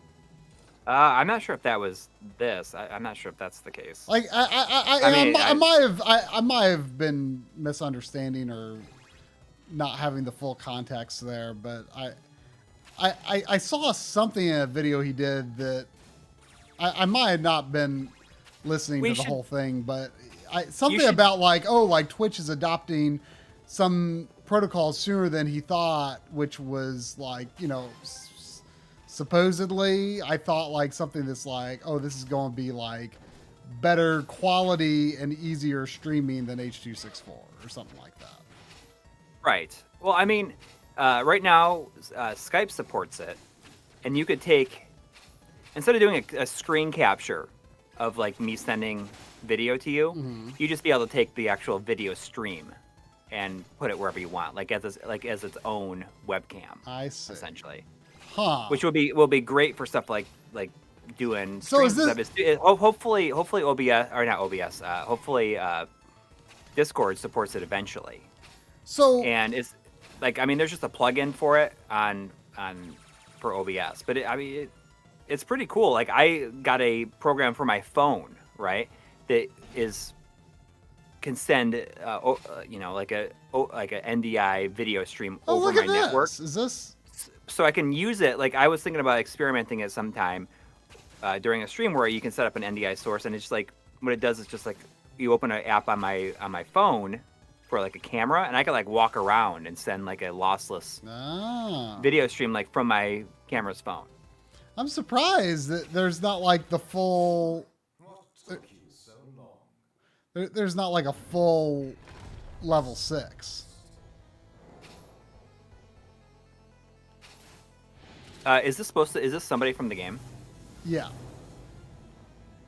Yeah, all of the enemies are in some form. Like I don't think they're taking away any enemies. But it's not, you know, it's not spoiling you on what happens in the game in any way. It doesn't seem. Yeah.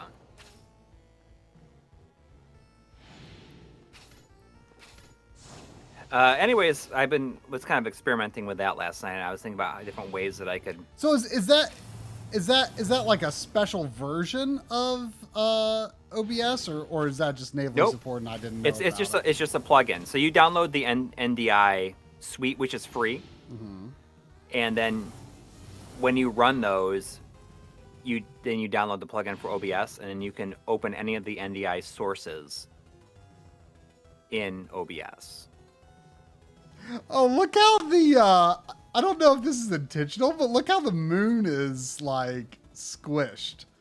Like it looks like you know, like a Mega Drive, like a Mega Drive moon. Oh, it's skinny.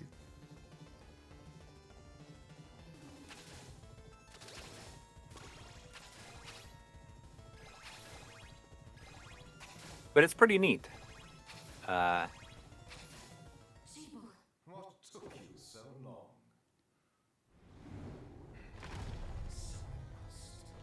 I will definitely check out, see if I can figure out other uses for it. Oh, I thought the top. But the whole built-in webcam aspect of OBS, I feel like it's going to be useful. For instance, we did that live stream on Friday. I did that live stream with Chris from Classic Gaming Quarterly, where we did the magazine read-through. And we had the thought while we were doing that, because there's like so many games in there that we had never even played or didn't really know very much about them. And he said, wouldn't it be great if we had it set up where like you could like play the game if you didn't really know anything about it. Whoa. And he's going to open his magazine, I'm guessing like maybe on Tuesday, and we're going to do a stream on his channel. And I'm going to use like the virtual webcam, and I'm going to set up my webcam as one scene, and I'm going to set up gameplay as the other scene. Well, look, so that I'm alive. Oh yeah, glitch. No, I guess I must. It must remove the last pip of health before I'm wondering if they're going to start me at the stairs when I game over, because the level before was so short. There wasn't like as much of a level as there is leading up to Dracula as there is in Castlevania 1. I feel like that's like the even though most. That's the as biggest retro as difference it's so trying to be. Like I don't think of that feels too mean. I don't think that they'll do that. Well, I mean, it's just that normally you start at Dracula's stairs, but you're not gonna. They won't, because you know there's gonna be another form to this. Yeah, but the level was really short. It was shockingly short. I was really surprised that I was here already. So Yeah. I'm kind of unsure. We'll see. So, yeah, we're gonna do a stream on his channel, and then And if you there's might- a game that we don't. I looked at a little bit of the archive. I mean, you guys were saying you might do this, once a month on our channel and once a month on his channel until They run out. until they run out. Yeah, I actually just subscribed too. You said like 15 people subscribed during the stream. Yeah, well, it was funny because I think it was Frank Cifaldi was in the chat, and he says, I thought that we'd have enough, but now I'm starting to get a little nervous. For how long? I mean, did But he the say thing how is long? like some people, they only need, you can do like a single month if you wanted to. So I'm wondering how many people just sign up for 1 month. Mm-hmm. I was thinking about how it's so interesting that you can. He actually gains health back when he does that. It's so interesting that the divide on your choices. You could say, from any era, 90s or 80s and 90s, or early 2000s. And I'm sure, like, the logic behind that is most people probably want 80s and 90s, but on the off chance there's someone who's like, yeah, I want early 2000s magazines, then that, like, saves the 80s and 90s for the people who really want them, Yeah. Yeah. Ah. Oh, I All right, thought let's see I what was excited to happens. see what's going to happen nope. there. They didn't start me there. Wow. That's Well, but this level was really short and pretty easy, so okay. I don't think it's that mean. I was really surprised. Like, I was like, oh, it's over already. Like, this is where the game seems to deviate the most from Castlevania 1, actually. Uh-oh.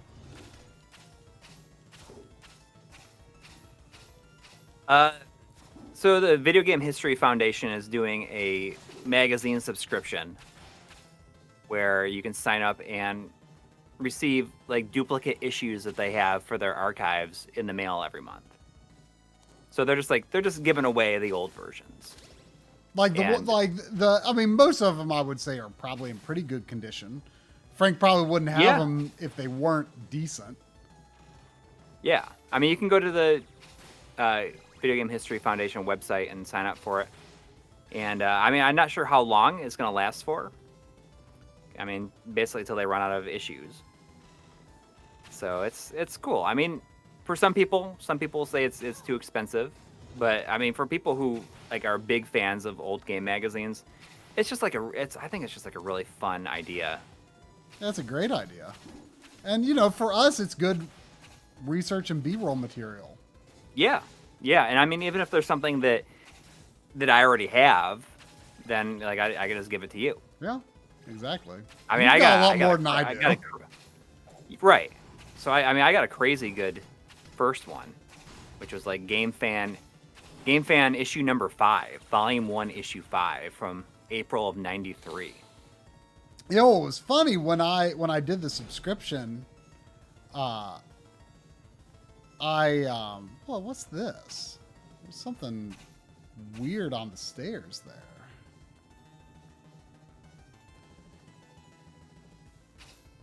Oh, okay. So it just doesn't send you back that far. No, well, I thought you meant it was going to send you back to the previous level. Oh, like Ninja Gaiden style.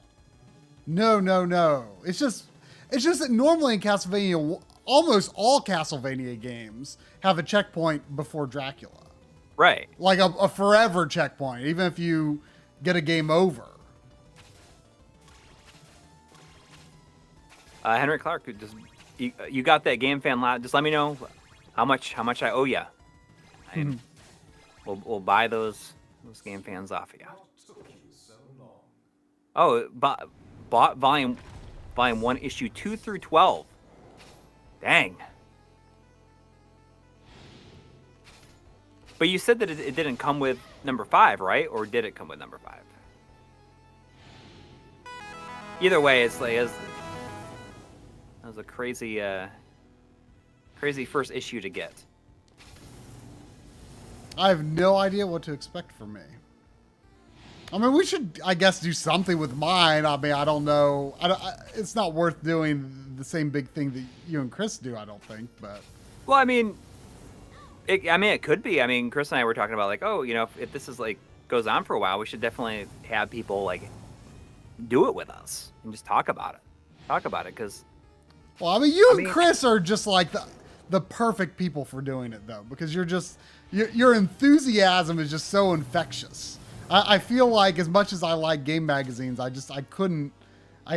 can't compete with what you guys, the love that you guys have for them. Well, I guess it's different also because you didn't read these specifically. Right. I mean, Growing up. during most of this time period, I was mostly only playing Nintendo consoles until like the very end of the 90s. I started playing PlayStation.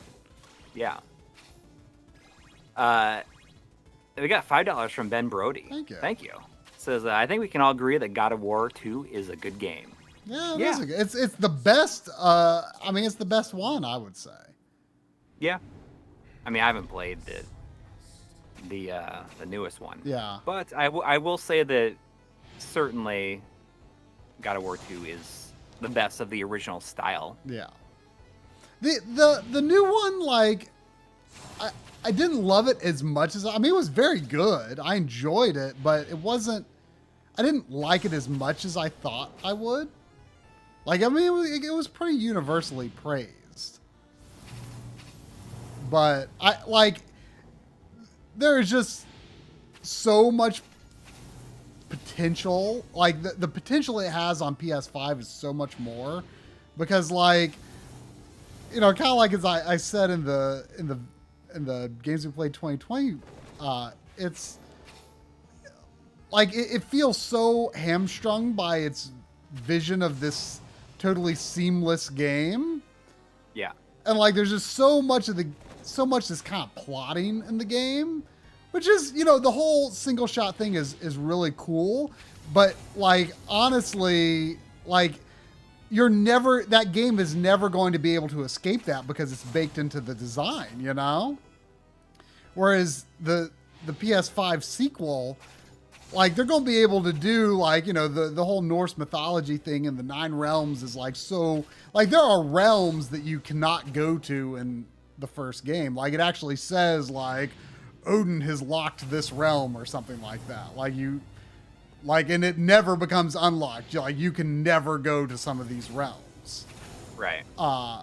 And it's clear that they're saving them for the sequel, and the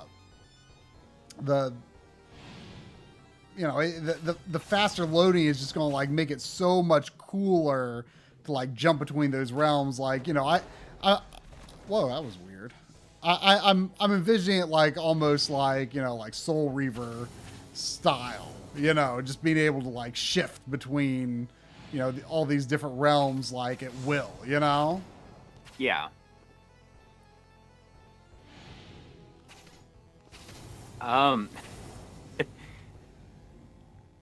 It's Zane's dad in the chat saying 16-hour stream paging, 16-hour stream paging through Computer Shopper.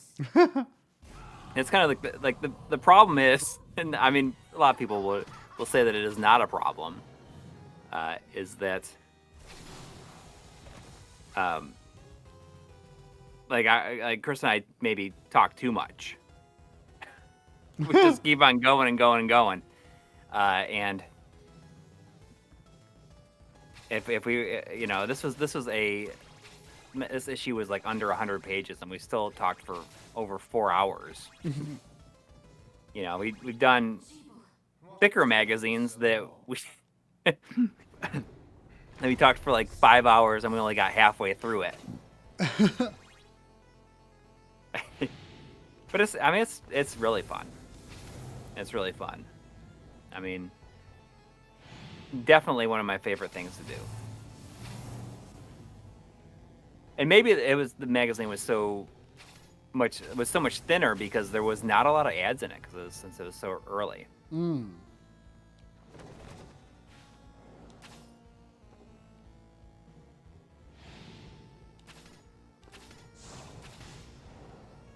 Yeah, exactly. I mean, yes, it can be a little expensive for some people. You know, I could understand not wanting it or saying that it's too much, but I mean, it's I going mean, to a you good have cause. to be passionate about magazines or have like a use for them. Like, you know, it's just, we really like shooting paper materials for B-roll because it feels, you know, not that there's anything wrong with, you know, most people making videos, you know, just use scans from the internet. That's totally fine. You see it on Netflix documentaries. Right. But there's nothing wrong. Oh, you can just slide into the fire and it doesn't hurt you. I just did that on accident. You got this pattern down pretty good now. Yeah, I'm doing pretty good now. But like I love the look of shooting paper, you know? Like, Yeah. it just it reminds you that this is a real thing, you know, that, you know, still exists and still can be held and used.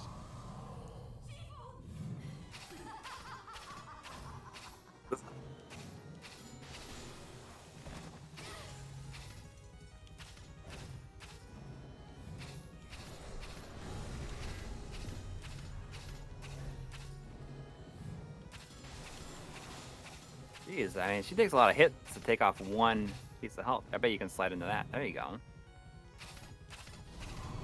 Oh, what's this gonna be? Oh.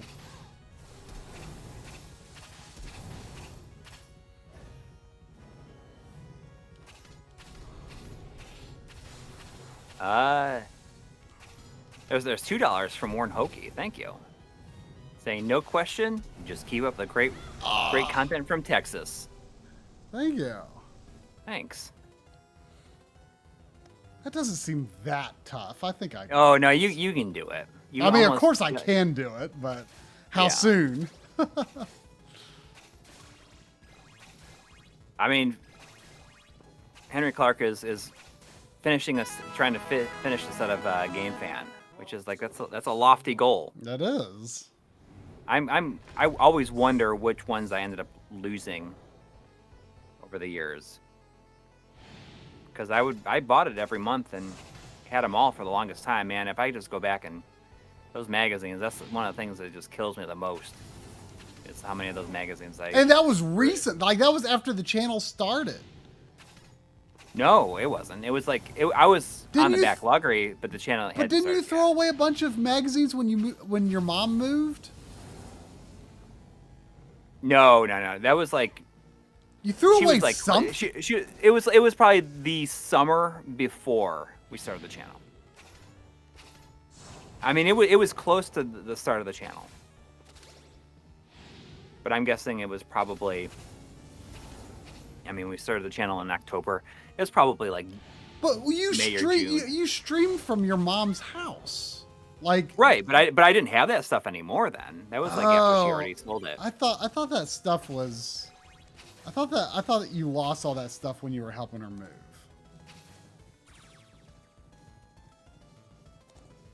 Yeah, I mean, old game magazines definitely one of my favorite things. Now, I got a while back. I got all these really good Game Pros off of Offer Up with some super early Game Pros. And I was never a big Game Pro fan, even though like I basically read it because I bought every game magazine I could.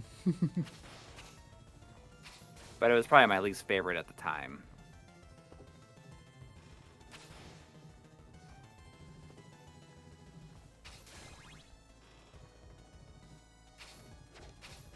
You finish this, so you can probably talk about it in the end of the year video.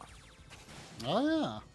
It makes sense. If I remember though, because it's not gonna be a beat on my backloggery though. That's you true. know? So that's usually what I reference, you know, when I'm building the end of the year video.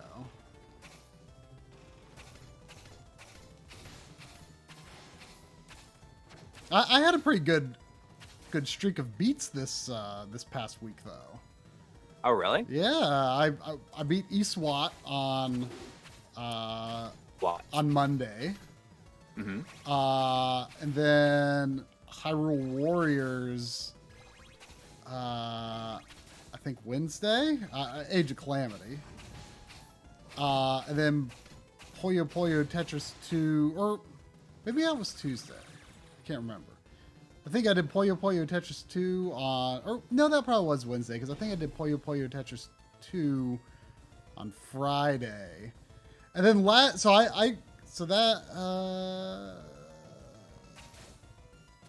I had four beats in a row. Am I forgetting something? Oh yeah, then I did finally finish Ratchet Deadlocked, which, you know, I haven't played it since that stream, you know, several months ago. Mm-hmm. And I thought it was going to be kind of hard to get back into, but it really wasn't. And that's just a testament to how good the Ratchet and Clank games play. Like, you know, Yeah. there was just nothing to it. You know, it was, you know, it plays exactly like you would want it to. It was actually a lot of fun, just because, like, it's the way it's set up is, you know, kind of more these arena-based things. It was just kind of fun to have, like, a bunch of different Ratchet and Clank challenges just kind of thrown at you. Like, Yeah, I mean, I'm interested in checking. yeah, you should going back to it. definitely play through it. Like, it's not that long. It's not particularly hard at all, to be honest. It's just fun. Yeah. I mean, I guess I sort of did then too. I finished quite a few games. I mean, I finished Mega Man 8 on Monday morning, Oh yeah. and then I think it was Wednesday I finished Detroit Become Human, Oh, okay. and then on Thursday I finally got around to finishing Kirby Star Allies. Oh yeah. I guess it was a good backlog week for both of us. Yeah. And you know, after I finished Ratchet Deadlocked, I'm like, you know what? Saturday night, I should see if I can finish Final Fantasy Adventure, because, like, I started that earlier last year, and I think I'm pretty close to the end, but just, like, didn't finish. And I bet I could have finished it last night, and then, like, after I quit working for the evening, like, I forgot about it. And then I was like, late at night, I was like, oh shoot, I could have had 5 beats this week. That would have been crazy.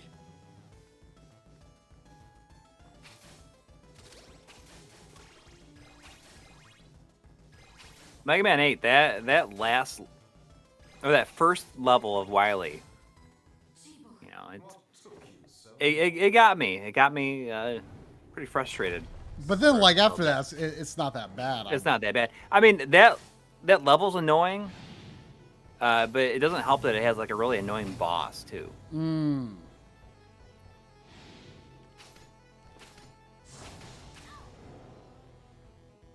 So, I mean, once I made it past that, it was not that tough. Oh, Criticio just beat 13 Sentinels today. Oh. We had a kind of a discussion about. Yeah, about it. we were just talking about that, because I don't remember even what brought this on, but I started looking around at the price of it, and I was like, oh, this looks like it might actually be getting a little uncommon. Yeah. Because, like, it was not available on Amazon for a particularly good price. It listed, like, this Black Friday price that Best Buy had, but it wasn't available. the best I was able to find was like $40 on eBay. So I was like, to be honest, I like Vanillaware, but I have not played all that many of their games beyond Odinsphere and Muramasa, which is like the really early stuff. Well, I just sent you a copy of Dragon's Crown Pro. That's right. Yeah, so I was like, I should get it, because I mean, I've heard nothing but good things. But then you mentioned that you like started up and you were just kind of feeling it wasn't the right time for a game like that. Yeah, it was not the right time for me to try. It made me tired. It just made me tired. I mean, granted, I only played the first like hour or so. Yeah. But I mean, the whole like strategy aspect of it it is not exactly like some engaging and interesting strategy looking segment. Yeah, I mean, I have no idea what I'm going to think of it, but like, I want to give it a fair shot just because, it does seem to be well liked. Right. I mean, I think that it just was not a good time. I want to play it still, but I'll try it another time. Yeah. The only attack that she does is particularly difficult is that one. She doesn't even start doing it until she's half dead. Well, I don't think that has anything to do with it, but I think I won't have a lot of trouble with her if I get Jeeble down really well. Yeah. I mean, I'm not, like the RTS stuff, I'm not really that interested in that either. Is it RTS or is it turn-based? It's RTS. See, I've never really... It's just like a really high up map, and you're just like looking at a big hologram of the city. You don't even like see the mechs or anything. I've never been... Just like a lot of arrows and stuff like that. I've never been terribly into RTS. Like, Pikmin, I guess, is like the closest thing, but like the traditional like PC RTS, like, just like dealing with like little icons and little tiny objects on screen just does not interest me that much. Right. Like, I like, something a little more visually clean, I guess. Yeah. Critic Kyo is saying it's kind of like tower defense. The only tower defense game that I've really played to my recollection is Pixel Junk Monsters on PS3.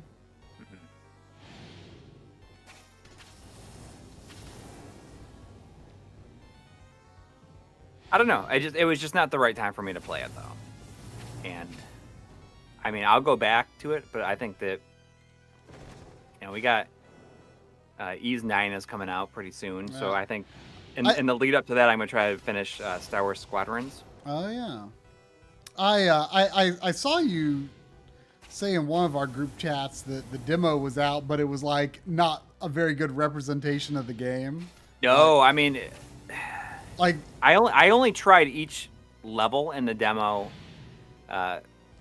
for like for one playthrough, and the demo only gives you 10 minutes. Yeah. And I spent half that time like setting up the controls how I want it. And I'm like, it's just like it doesn't really do that much for me, so I think I will. Yeah, I mean, obviously you have to. A game like that, you have to have the context of the full game, in my opinion, to really get into it. Yeah. I mean, I just downloaded it because I was just kind of curious what it would look like and how it would run on the PS5. Which, I mean, wait, Ys 9? Yeah. Right. Well, I mean, I've heard that it struggles with frame rate on the PS4, but the PS5 runs basically at lock 60. Yeah, so that's like the way to play. It definitely seemed pretty smooth. I mean, the different characters to control seemed interesting. Oh, so close. Oh, Yeah, I mean, it seemed. Obviously, I'm excited for it, but I was I was just curious, like, oh, what's the resolution like and stuff. 'Cause I figured like Ys 8 did not have very robust pro support. Like, I think it has like some high res like HUD elements, but not but it's still like it ran like a lock 60 all the time. on pro. No, even on base. Oh, on the really? base. Well, because it was a Vita game. Oh, that's right. I forgot that. But this, But then the Switch version is not very good, apparently. So I hear. But anyway, well, yeah, but I mean that's that's the thing is like if the Switch or I mean if the PS4 version of 9 struggles on a PS4 Pro, like I guess they're not working even on at 1080p. Right. Or, And I mean, not I even at 4K. I mean, because I mean, Right. I mean, I don't have Digital Foundry's pixel counting skills, but up close, it looks like 1080p to me.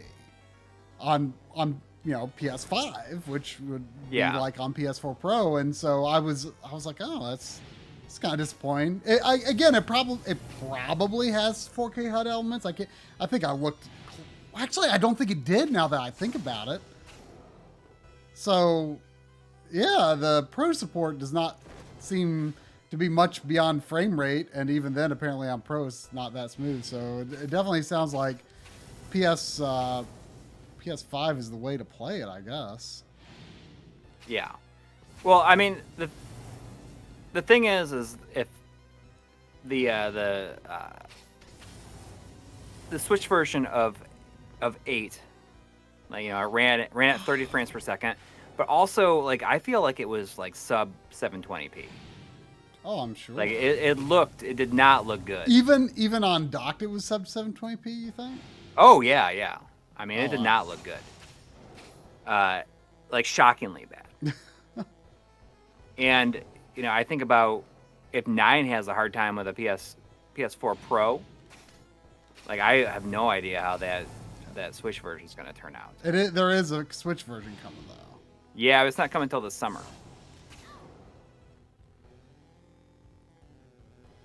So I mean, you're doing so good. I know. I thought you're gonna get to like beat him without taking any damage. You leave me no choice. You leave me no choice.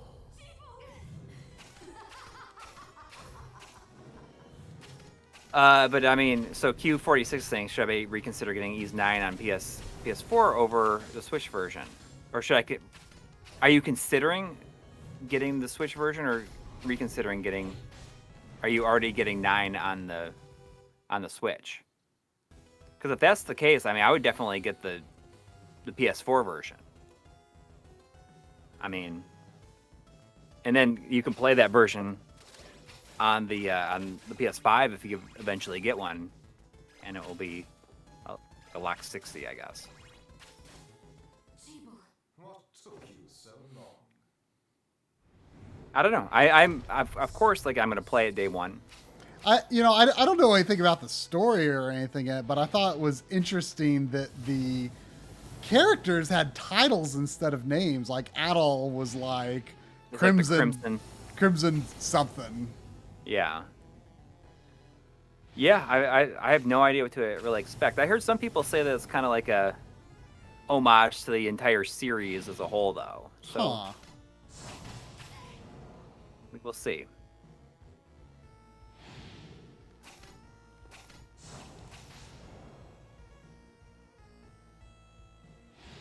Oh yeah, Q46. That's what I'm saying. The Switch version will definitely have performance issues because the PS4 version has performance issues. I think that it's going to be much worse on the Switch. Not a good run. And not only that, but I feel like what is it? NIS has like their console ports that they do in house like aren't always like the best. I know that 8 had a hard time, like multiple patches to get it even running like remotely good. Oops. Man.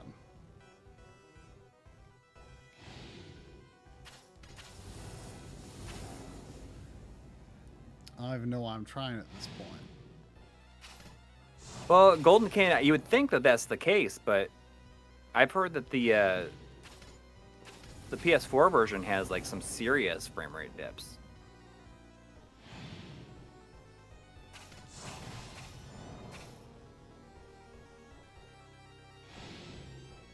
Modesty Blaze is saying Ease 8 runs at 10 or 1800p locked 60 on PS5. Really? I don't remember the resolution looking particularly high on PS4 Pro. Well, I think a lot of it has to do. I mean, there's not a lot going on that like really makes like probably makes the resolution stand out.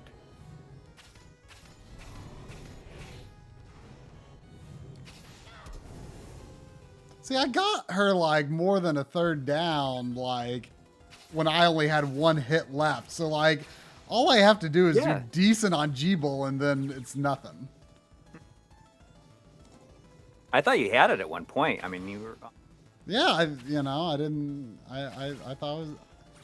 I thought the biggest problem I have with G-Bull is, when he shoots the fire. Like I'm not as like for some reason when I'm jumping, like I don't do a good job of jumping over it. But the timing of my jump to hit him is not corresponding very well to not being hit by the fire. Yeah. I just have to like have a run where I just do decent on him. But I think even if I only had half health going into the next fight, I think I'd be okay. The Ease 9 acrylic stand. I mean, I got the PS4 limited edition. I never buy limited edition, but I regretted not getting the limited edition of 8 because I just wanted it. At least this comes with like it's not the entire soundtrack, but it's a full CD.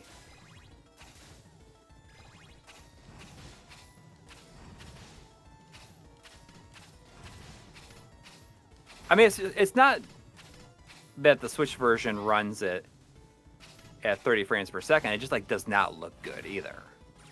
Like it just seems very blurry. Well, similarly, I tried the demo of, look, that weird spot on the grass isn't there anymore. I wonder if that was a glitch or if it meant something. I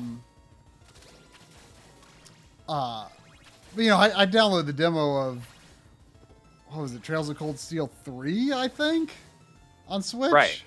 Oh, like, even the HUD elements, like in the menu, like were so blurry that some of the numbers were hard to make out. See, and that's another one that NIS did like in house. Yeah, it was not good looking at all. I heard like their port of the of 8 of the PC version was like bad too. Really? And they like someone was able to fix it though. So basically, Falcom is only handling PS4 versions. Oh yeah. Because I mean, they're such a small team as it is.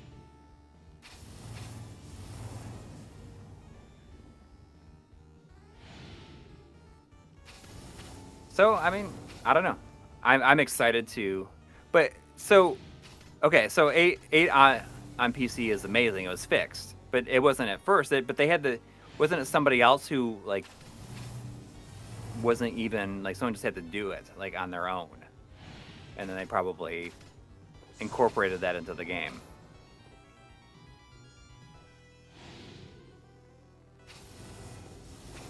Yeah, so 8 on the PC is amazing. 4K, 120 frames per second, locked. Okay, so they patched it in house. Okay, I thought they got that one guy that Durant or whatever to fix it. Or he had to fix it on his own. And then they ended up incorporating that.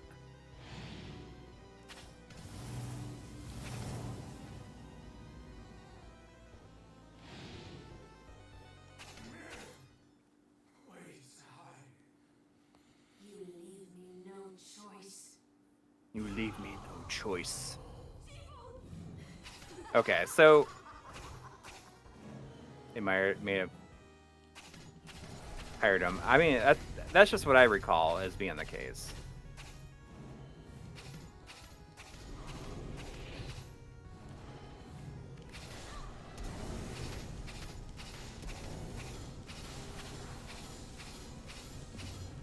It was like you're trying to tank her, really.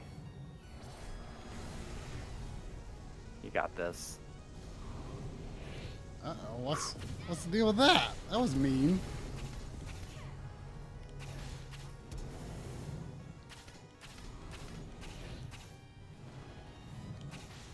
Oh. See, if you don't get lucky and are near her when she does the yellow beams, like if you're near her, you can just like take off a ton of health. Right.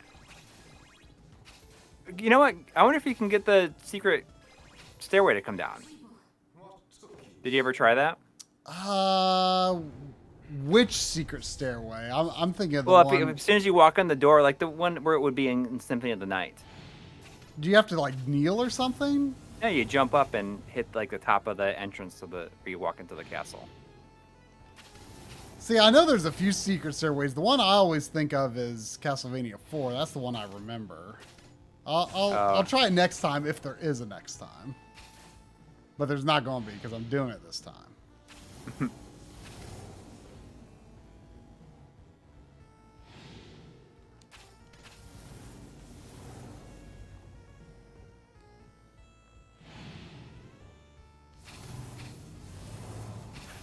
Oops.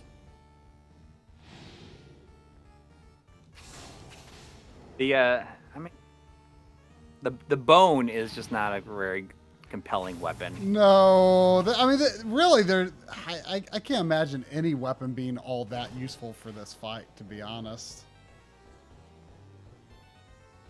There's like no reason to I even... mean, just in general, like as instead of an axe. Yeah. Oh, I agree.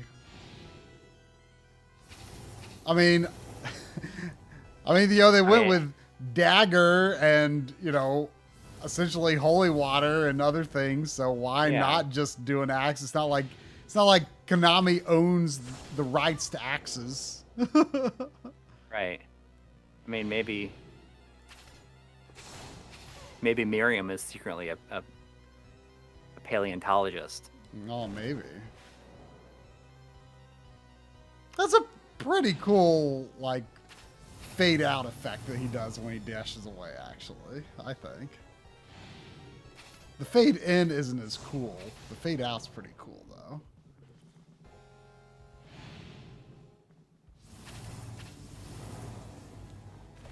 The Good Vibe Collecting says the axe weapon got axed. It did. You leave me no choice. You leave me no choice.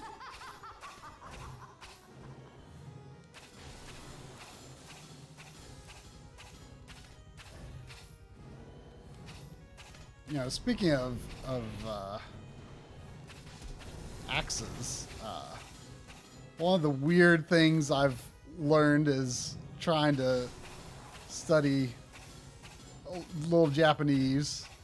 The kanji for axe, and there's this weird thing in Japanese that I don't know a whole lot of these yet, but there's this weird thing where they have this thing called counters, where like when you're counting different types of things, like you have to say like a word with this thing that you are counting. Like, so you missed try the. Oh, I forgot to try. Yeah. Remind me next time if there is a next time. But anyway, the kanji for axe is the same as the kanji that you use when counting bread loaves. So like if you're like, I want 2 bread loaves, like you have to say like, 2 axe basically. But like that's not the word for bread, I don't think. I haven't learned that yet. But like it's just like this random word that you're supposed to. I mean, I know it's not random, but it's just like, as someone who's just barely starting to try to learn some Japanese stuff, like it's pretty strange. We got $2 from John Perry G, saying, "You guys left me no choice." Thank you. We also got $2 from Blade Blur. Oh, Blade Blur, thank you. Yeah, saying also first super chat for me in 2021. Hooray! Thank you. Thank you. Well, maybe if I can get through Crash 3 sometime this year, maybe I'll get Crash 4, and who knows, maybe even stream it. Yeah.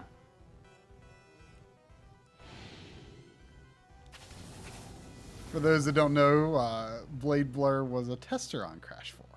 You know what? If we do that, we should have Blade Blur on the stream. Oh, We yeah. can talk about it. That'd be pretty awesome, actually. We also got $2 from Joshua Helmicke saying, You've heard enough of it.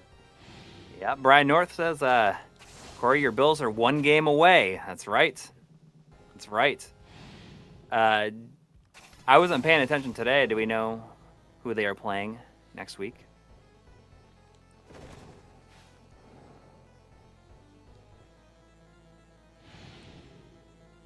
I mean, that would be pretty crazy. You leave me no choice. You got this. Oh, they're playing the Chiefs. Are their chances good? I mean, I haven't been following too closely, so I don't really know. I'm almost to the point now where I don't want to pay too closely because I feel like it's gonna jinx their chances. You know what I mean? Like, you ever feel like that? Like, oh, I can't watch because what if me watching is what makes it so that they don't win? I mean, I don't know. You ever think about? I probably don't think about. Well, stuff no, like I that. don't think about stuff like that because I don't think about sports. Come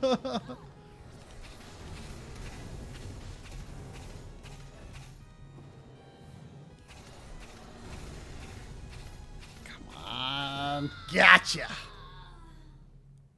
There's gonna be another form though. Watch. There shouldn't be. That's good. I mean, hopefully that'd be crazy if they go to the Super Bowl and win it. Have they ever? Be like, no. I mean, they went to 4 Super Bowls in a row and lost them all.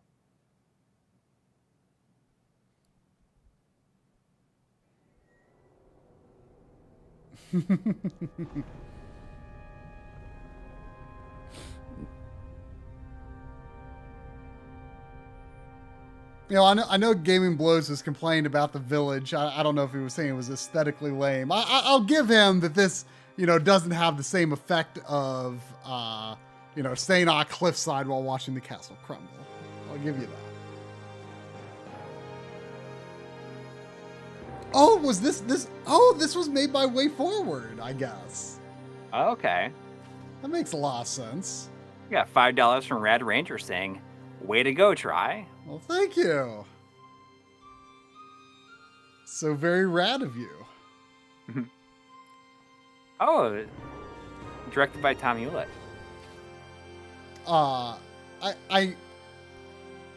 And like now that I see like this artwork on here, like that's very Way Forward. Like her eyes are very Way Forward style there. Yeah. Well, I mean, I knew Way Forward helped with the main game. Right. I'm yeah, not sure this is, exactly what they did. For those asking, this is free DLC for the game.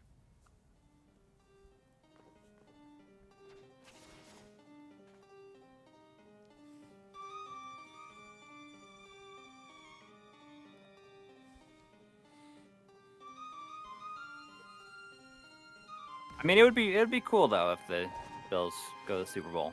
I'm hoping.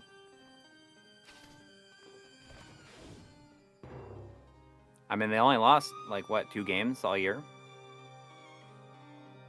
Hattori Hanzo, I don't think they. I mean, they assisted in some way with the original, but I don't think their Yeah, they credit is helped the them, main like- developer. Like with a bunch of stuff, like as they were wrapping up, Yeah, like help them polish it a bunch. they're a good fit for doing this though. Yeah.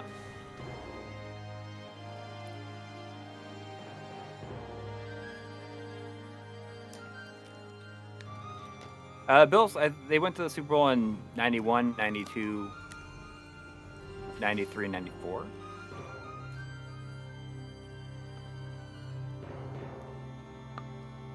I believe.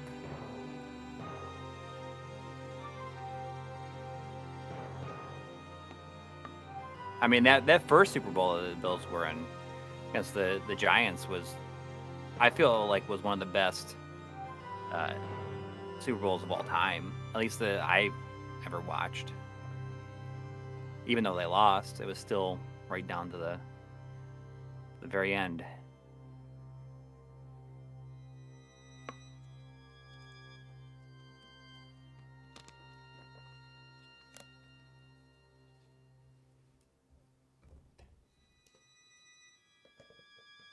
Yep. As Scott Norwood, or well, we call him Scott Norwide. It's cool. It's so mean. Like, ruined his life, basically. I mean, maybe came close to it. Total play time yeah. 214. Not bad. We got $5 from Paulo. Thank you. Ah. Saying, started Astro's Playroom when the stream started, got 100% on all levels, and just beat the final boss as try beat this game. Well, that makes. I mean, Asher's Playroom is such an easy, sort of just a breezy, pleasant little game to play through, and this was fairly challenging. So, I guess that makes me feel good.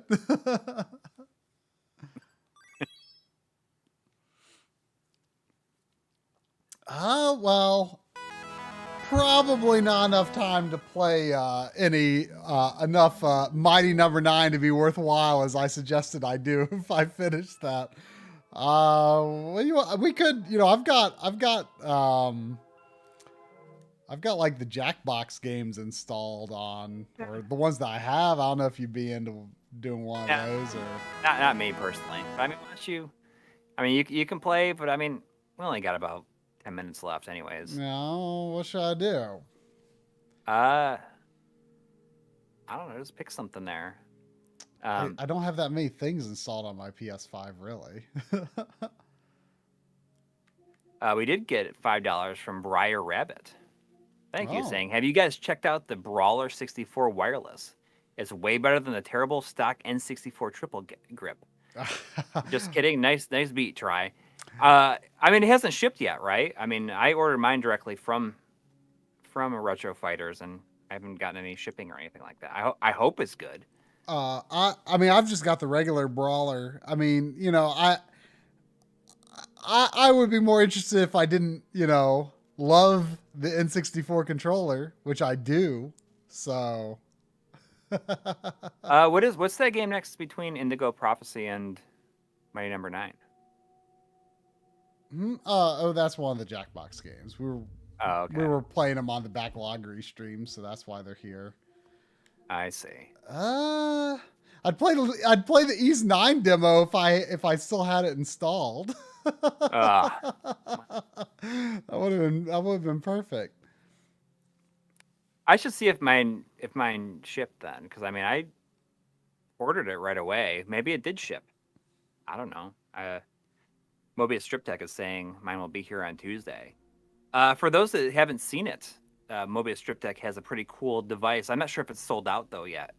If I should put it out there, if it's already sold out. But he made a device that will work with Genesis systems and with 32Xs on it, and it plugs into the side port, and you can plug a Mega SD into it. and you can use that as like the Sega CD. And if you have a 32X, you can plug the 32X into the system, and you can play 32X CD games without a Sega CD system, but use the Mega SD as the Sega CD. And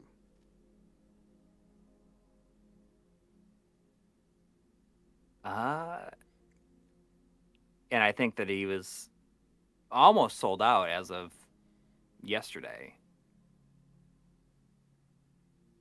Well, let me see. Let me see if I can come up with something to play on some system real quick.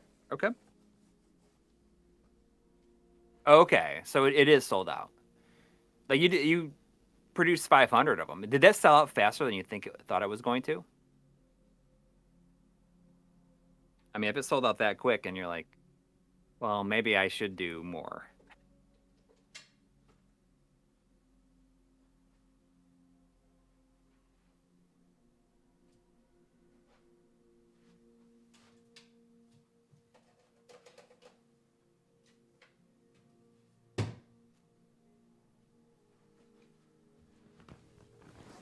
Why don't we, while we can, play a little Mario 35? Okay, that sounds good.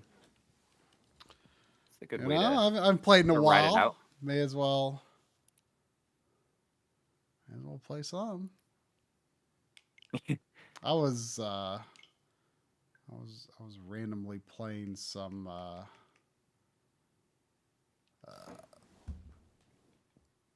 I was randomly playing some NES Switch stuff earlier. I'm going to record some for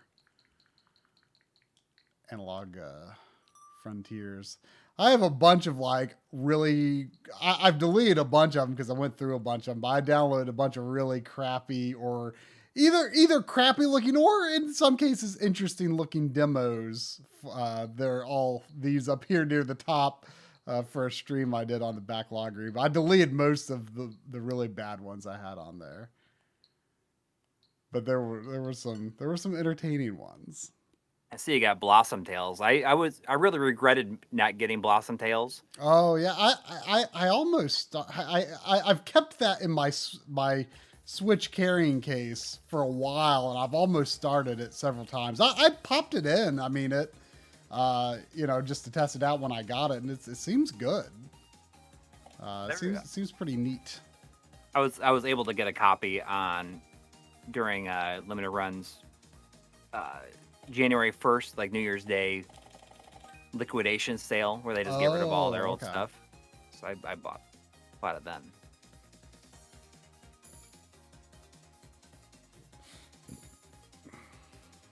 Yeah. So Mobius Strip that he's going to be doing another run of the, what is it called? The MS EXP or something like that. MD EXP. I think it is. So does the cartridge go on top of the thing that goes in the side of the system? Yeah, but it has it's like connects to the side, and you can plug the Mega SD into it, and it sits in there vertically. Nintendo Next Door says, would you have any tips for collecting? I mean, just buy the stuff that you just like have interest in playing. Yeah, I mean that's pretty much what we do. I mean, I have moments where I bought stuff that I am not super interested, like just in terms of the like the Genesis Black Grid games. Like I have done that, but I mean, I very rarely buy something I just don't really have much interest in playing eventually. Right. Yeah, like that's that's very much one of our main philosophies, because I mean, it's the Backloggery, that's kind of what has informed our habits so much. Like I don't want to buy something that I'm not eventually going to knock off my backlog. I mean, yes, I'll admit my backlog has You know, it started to approach something insurmountable in recent years. But I always buy games with the intent of like, this is something I want to play. Right. Like I don't want to just play it. Like I want to play it to the credits. You know.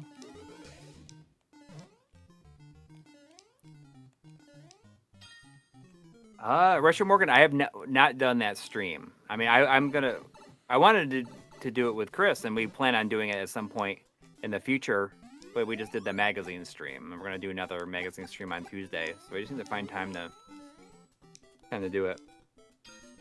I mean, if people noticed, we did the magazine read through stream. We just did it right on the channel here, and we've said like, oh, we should do more stuff on Twitch. But at the same time, I'm kind of like, is it that big of a deal? Yeah. I mean, I don't might think. as well just like. I mean, especially since it's just gonna be one extra stream a month. You know. Yeah. I don't think anyone would be bugged. But I mean, by even it. if I was to do like that, like I would really want to do that stream with him where I'm reorganizing like Oh yeah. a bunch of the games and stuff. I think that's fine to do that on here too. Like I think that's totally just hanging out. You know, it's like Yeah, I think that's fine. it's just chatting.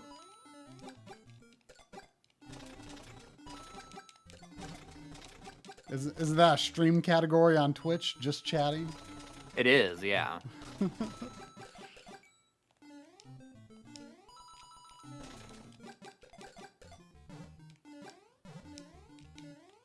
And he has that list of a lot of the, like, you know, so we could go through and reorganize everything by release date.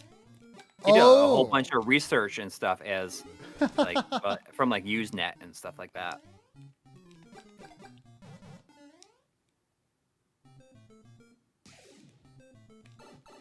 That's. I'm going to go 1-4 and get a Bowser in the mix here. Bowder? Huh? Bowder? A Bowser. So did I hear correctly that the Super Mario 3D World on the Switch has online co-op? Does it really? Yeah. I mean, I didn't really pay much attention to the information, but you know, people have been saying this since the first trailer of it that was shown, and I guess it's like definitely confirmed that the game is like a noticeable amount, like the characters move faster than on the Wii U version. Really? Yeah, like they're actually. I don't think the whole, like at first I think people thought the whole game was sped up, but I think people after the most recent footage saw that it was just the character speed. That's what I read anyway. Like I don't know Super Mario, even though I made a video that was how to beat Super Mario 3D World with friends. I don't know Super Mario 3D World all that well, really. Yeah. You know, I'm curious to see. I mean, what do you think that the odds of the game having all the levels of 3D Land in it are? I doubt it. They would have announced it if it did. I mean, But what if that's like a, like, you know, you get that super as a, secret, like it's like the special zone. Yeah, wouldn't that be cool? It's like the whole game essentially. That would be awesome. I mean, 3D Land would need to be reworked, I think, relatively significantly for an HD port. I would love to see it happen, but Yeah. I think there would be challenges there because it's difficult to play without it's difficult to play without 3D. I think just the way that the camera angles are in that game, you know.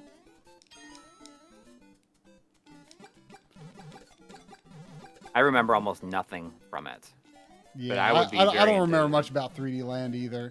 I remember more about 3D World, but not that much. I mean, the thing, I'm actually really like I pre-ordered it this past week. I want to play it right away because I'm definitely excited because the day that I played it was just like, I mean, it was 4 players. And it was so chaotic that, you know, all of those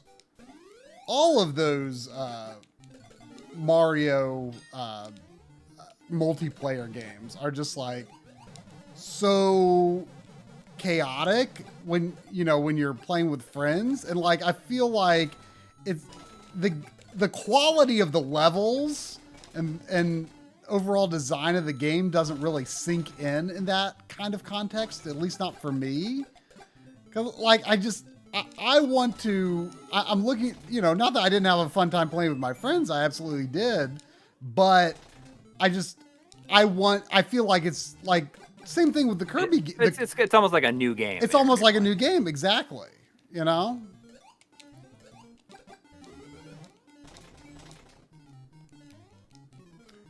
For people who like are wondering like, why the heck are you wasting your time getting Fire Flowers? It's because they give you like a lot of extra time. Have you won a match on this before? Yeah, I have. Oh, I just realized I'm like really short on time. Uh-oh. I should use some of my time and see if I can get... Oh, that was good. I should use some of my coins. I haven't used any of my coins. Yeah, I would just be spamming it right now. Yeah, I may as well. There we go. Got a star. Oh. And I got a star and I let go to my head. I'm just like, well, time to start running. That's what I did, Sandy. It wasn't a good move. Mm-mm. You can't watch the last one. Can you watch them?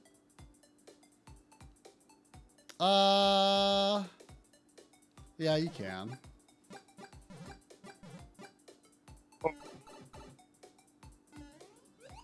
See who's gonna win.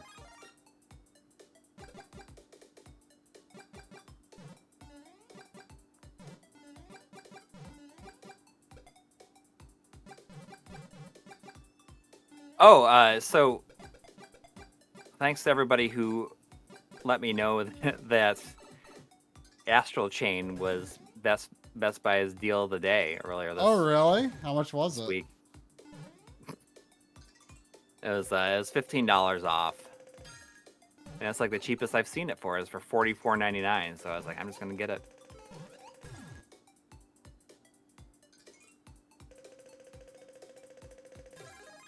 I feel like this person who you're spectating has a very like curious method to their madness. They might. It's not a great deal, but I mean, I was afraid that I would not. That it like that's like the best price it would have Ever. I mean, perhaps. I'm sorry I disturbed you, Sandy. Come here. Come here. Say hello to the street. Oh, come say hello. Bye.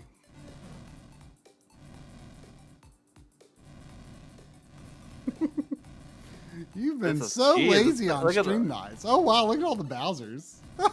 Yeah, what do you do now? You probably wish. Oh, you're just gonna go for it. Is that gonna win it for them? Nope, they died, didn't they? Oh, they won.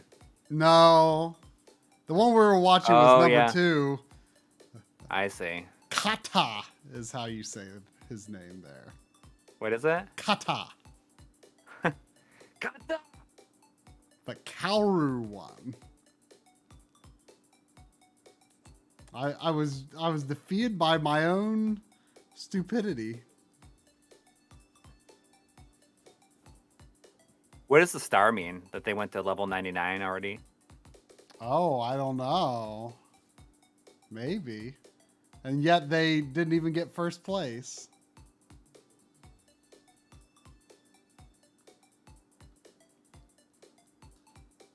Such a lazy pupper.